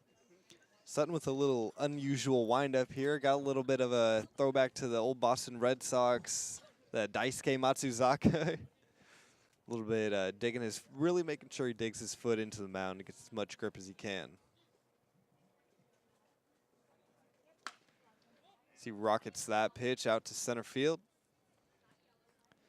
Wilson there, and that's 1 out. You know, Pavlovsky really hit that off the handle, got under it. I mean, that just shows you how much strength he has, because he hit that ball a mile. And he just got under it and lifted it off the handle. Garland Webster. Yeah, just barely got it under the handle. If he would have hit it in the sweet spot of the bat. And you were talking about students in the classroom. Pavlovsky, another outstanding student. It's Garland Webster, the third baseman, is going to step up to the plate. 0 for 4 today, so quiet with the bat, but good with the gloves so far today. Takes strike 1. Yeah, it seems like he's had a ton of assists over at third today. Yeah. Seems like a lot of balls have been hit at him. I don't think there's been maybe 2 hit at the second baseman, Josh At Laney, yeah. I know the one got by him. Yeah, maybe one more than that. That was a pretty good pitch there by Sammy Sutton. 0-2 now to Webster. You know, Garland wanted to come out here today, and I talked to him with Stosh before the game, and he didn't want to press too much after hitting that grand slam the other day. And he hasn't done that. He's just been rocking the ball just right at everybody. And that's how it goes sometimes in baseball. Big curveball runs outside, 1-2. Yeah, Sutton took a little off that one. Garland, a really good kid. He's really the type of person that you want as one of your leaders. Even as a freshman, he's one of the leaders of this team. You can just tell out there. And the 1-2. Low, so 2-2 now. Yeah, that one in the dirt. And what you really notice about a lot of Solano athletes, and not just the baseball players, but not only do they do well in the classroom, but most of these kids, they don't have big heads. Yeah. You know, it's not like, oh, I'm the athlete, everybody. They just fit in, you hang out, and with half these kids, you wouldn't even know that they're playing for a team for Solano. And that's what I really like about these kids. And credit the coaches here at Solano. Yeah. It's the coaches for not only recruiting the right type of kids that are like that, and for keeping them that way when they get to this collegiate level where they're a little more elite. Well, Coach Stover at the end of the fall semester brought in the whole team into our Solano College Sports Network TV studio and had them all give a 2 to 3 minute presentation on what it means to be a Solano baseball player. Webster fouls that off, so 3-2 to Garland. Garland's seen a lot of pitches right here. That was the 6th pitch of the at-bat. Get a nice shot of Coach Scott Stover right there. Coach Stover doing another fantastic job this year with the Falcons, and he's got a pretty good ball club on his hands this year, I think. And Garland just pokes that out to the second baseman. Easy play, throws across. That's 2 outs. So We'll see, though, on Saturday because Marin will be coming to town to play the Falcons. That should be a pretty good series, home and away series. And, you know, every year they kind of rearrange the Bay Valley Conference as far as they play games. Now, I like the setup this year. They play a home and away series with each team, and then they play each team a single time at the end. Last year, I think they played each team 3 times, and that was it. But it kind of depended on when you hit the team. You might hit them when they're hot or they're not. Now it's back to the way that it used to be. They're playing each team throughout the season, which I think is a little bit better. We have a pinch hitter here for Darian Evans. It's Brandon Donnelly. But Marin, I believe, is the one team from the Bay Valley Conference that is still in the top 20 in Northern California.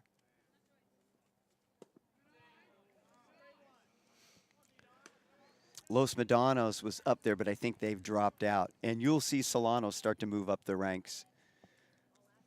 Yeah, Solano playing very well to start off this year. Yeah, Marin is 15th. So that'll be our next game on Saturday here on the Solano College Sports Network. Little chopper. That's going to be 3 up, 3 down as we're headed to the top of the 9th inning. Falcons up 11-4.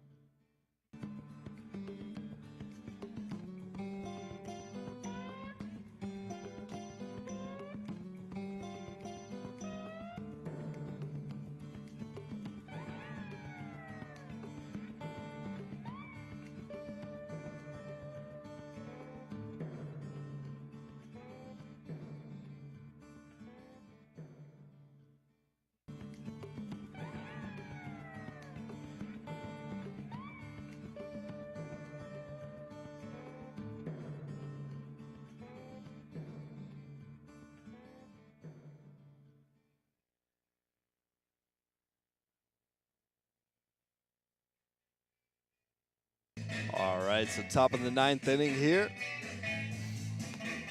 So we're at the top of the lineup here for the Eagles as it's Eli Alcantar, Darian Wilson, and Kaleo Johnson. Eli, Darian, Kaleo. Names have come a long way. Yeah, not the most common names here, but it's not really our choice. We just have to call them as they name them. Yeah. So Wyatt McCampbell, second inning of work on the hill. Oh, and first pitch hits Alcantar right on the. He's grabbing his backside as he hobbles down. If you're going to get hit, though, that's the place to get hit, right? You got the most padding. He looked like a little kid going to his room after getting a spanking. You kind of up on your toes a little bit, you know? That's a good analogy right there. Darian Wilson. Well, I knew that one well. I was spanked a lot as a child. I don't know that it did much good.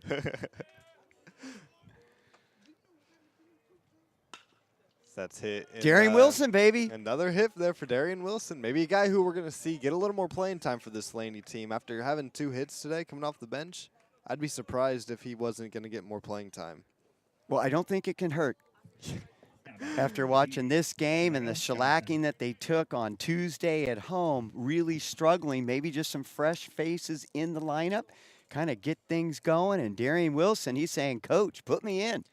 They just look lackadaisical out there, Laney does. They just don't look like they want to be here and play, and that's a problem. Well, they got here even a little bit late. I mean, the game did not start until nearly 2:30. Yeah. And we were up here setting up. Laney finally got here. I don't know, it was close to 1 o'clock, maybe quarter till. I think it was a little after 1, actually. And usually when we get out here to set up 2 hours before game time, the visiting team will be here. Yeah. So that's strike 1 to Johnson. Johnson 0 for 4, strikeout, 2 groundouts and a flyout. Curveball stays up high, 1-1.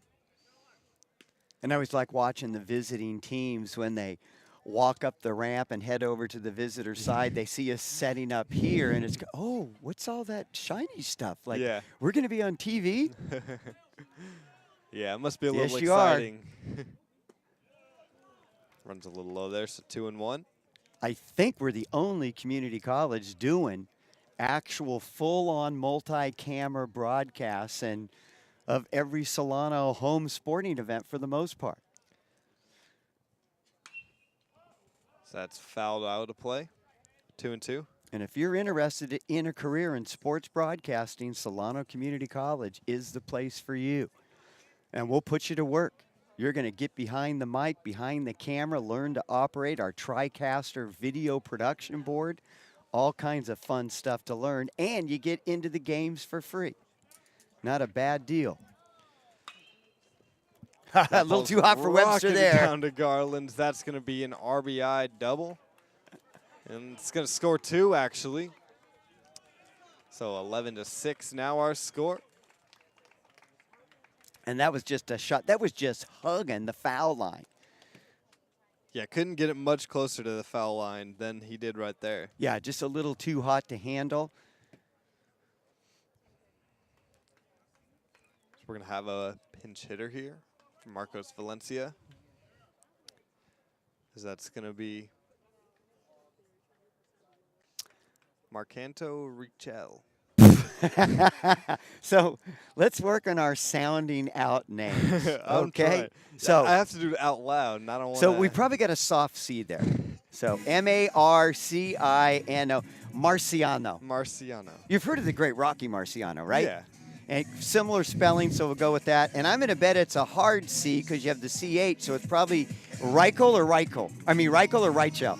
I'm going to go with Reichel just because Reichel sounds too awkward. All right, Reichel. But I think since Marciano and Reichel, well, let's just call him Rocky. Rocky? All right. Rocky up at the plate. Rocky up at the plate. Top of the ninth. So we have a new pitcher for the Falcons as well. Stover not messing around. I'm getting Coatsy in No. here. We're going to finish this thing. Getting the big closer, Adam Coates, out. Adam Coates has been very good this year. Has a 0.5 or 0.6 ERA through 15 innings of work. And he's already got 3 saves on the season. Of course, this won't go down as a save, right, with the 5-run lead? No, it has to be 3 or less. That's what I thought. So won't be a save opportunity this time, but he's going to come in and see if he can just close the door here and get the final 3 outs for the Falcons. And he's been doing that all year. Oh, yeah. Coates is really the anchor of this bullpen. And Coates with 3 saves, that's pretty good at this point in time. We were talking about Marin earlier, and that's who the Falcons will face on Saturday, 2-game series. But back in 2013, last time the Falcons went to the Super Regionals, they struggled that year, and they ended up taking 3rd in the Bay Valley Conference. Marin dominated, outstanding pitching staff. They had one of the best closers I've ever seen, Tyler Eyrig. He had 17 saves. Wow. Going into that final series. Only 2 blown saves on the season. It's a 3-game series, best of 2. Falcons lost the first game. They're playing the second game. They're down 3-1. They're going to the bottom of the ninth. Tyler Eyrig comes in. Falcons get 3 on the board. Win that game 4-3. They play the 3rd game right after. They knock Marin out of the playoffs, go to their 3rd Super Regionals. It was one of the best series I've ever seen. Wow. You talk about a closer, 17 saves. Tyler Eyrig, one of the best out of College of Marin. So Rocky up at the plate. I think we're just going to rock with Rocky for the rest of the at-bat. And why? Who wouldn't you want it to play? Rocky. Let's get it going here. So that pitch is going to run high, 2-0.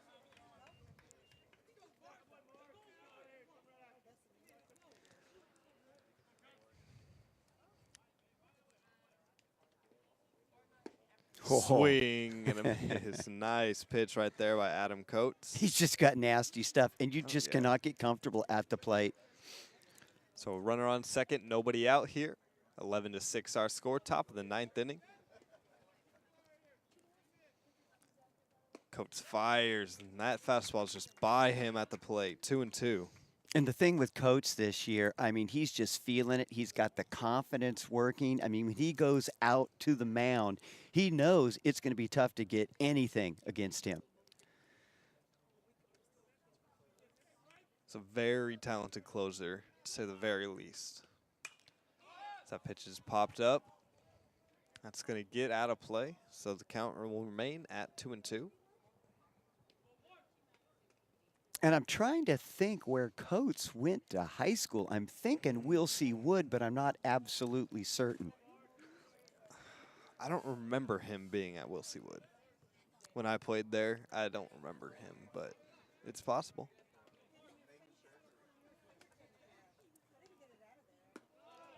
Hey, Chelsea, if you get a chance, throw Adam Coates' graphic up so we can see what high school he went to. Thank you. Bethel. Bethel. I knew it was local. Mm.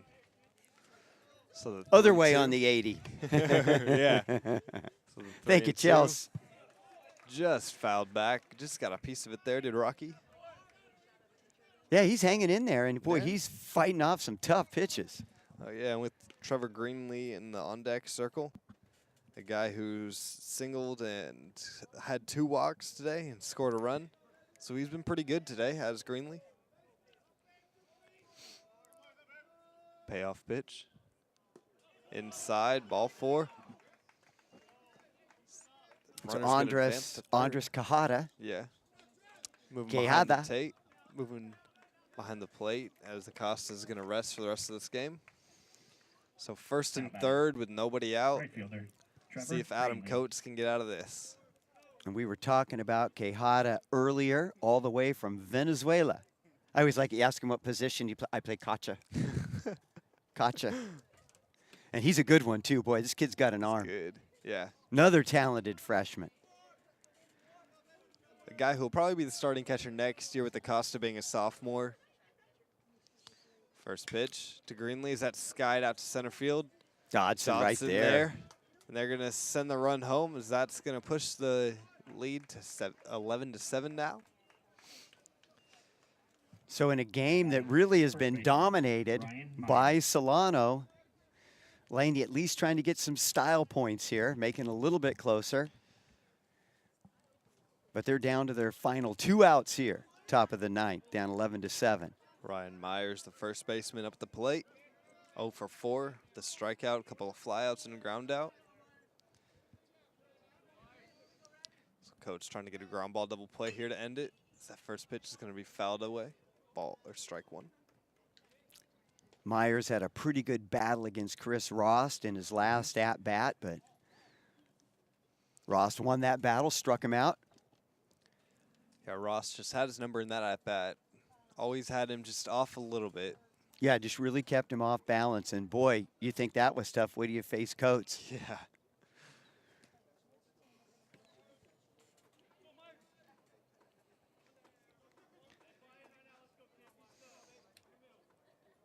And now the 0-1 from Coates.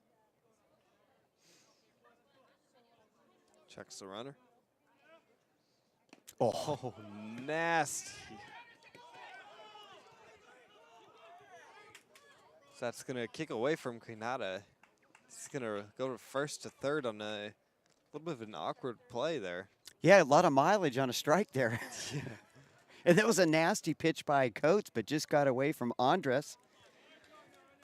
Not really sure what happened right there. It looks like he fouled it away, and I guess he didn't, and Andres just let the ball get past him. And then he had trouble locating it, which allowed the runner to go from first to third. But Falcons not worried about that runner. They're just worried about outs right here. Need 2 more. That one low. So 2-1 now the count. Stover having a little chat with the home plate umpire. Always entertaining. Yeah, Coach Stover doesn't miss anything. The 1-2. Nice pitch. Taking strike 3 looking. Yeah, you could see the movement on that pitch from our center field camera. And Josh Thompson handling the center field camera today. Josh doing a good job out there, too. Outstanding job. Mike Keys Howard on one camera. Marvell was working up on the home plate camera with Anthony Williams, but I got moved in the booth. Marvell over at third. He must be up top and home plate now because I see Anthony right behind me. Just chilling. I put in my time. Ball one to Ryan Silva. Chelsea Williams, our producer today, along with Gerardo Vargas. Nice scoop there by Andres. We had Dale Fawcett on the scoreboard, but Dale's getting up there. It was past his bedtime. Had to get home. Oh, that's going to be a good one to watch back later. Dale Fawcett, 73 years old, still learning. Retired math middle school teacher. That's popped up to the first baseman. Oh, he's there to make the play. That'll do it, baby. This ball game is over. Falcons win this game 11-7 behind a good pitching performance of Dustin LeBeat, David Hostler, Chris Rost, and to finish it off, we have Adam Coates. So now we're going to get the post-game interview in with our Best Buy player of the game, Alvaro Rubalcaba.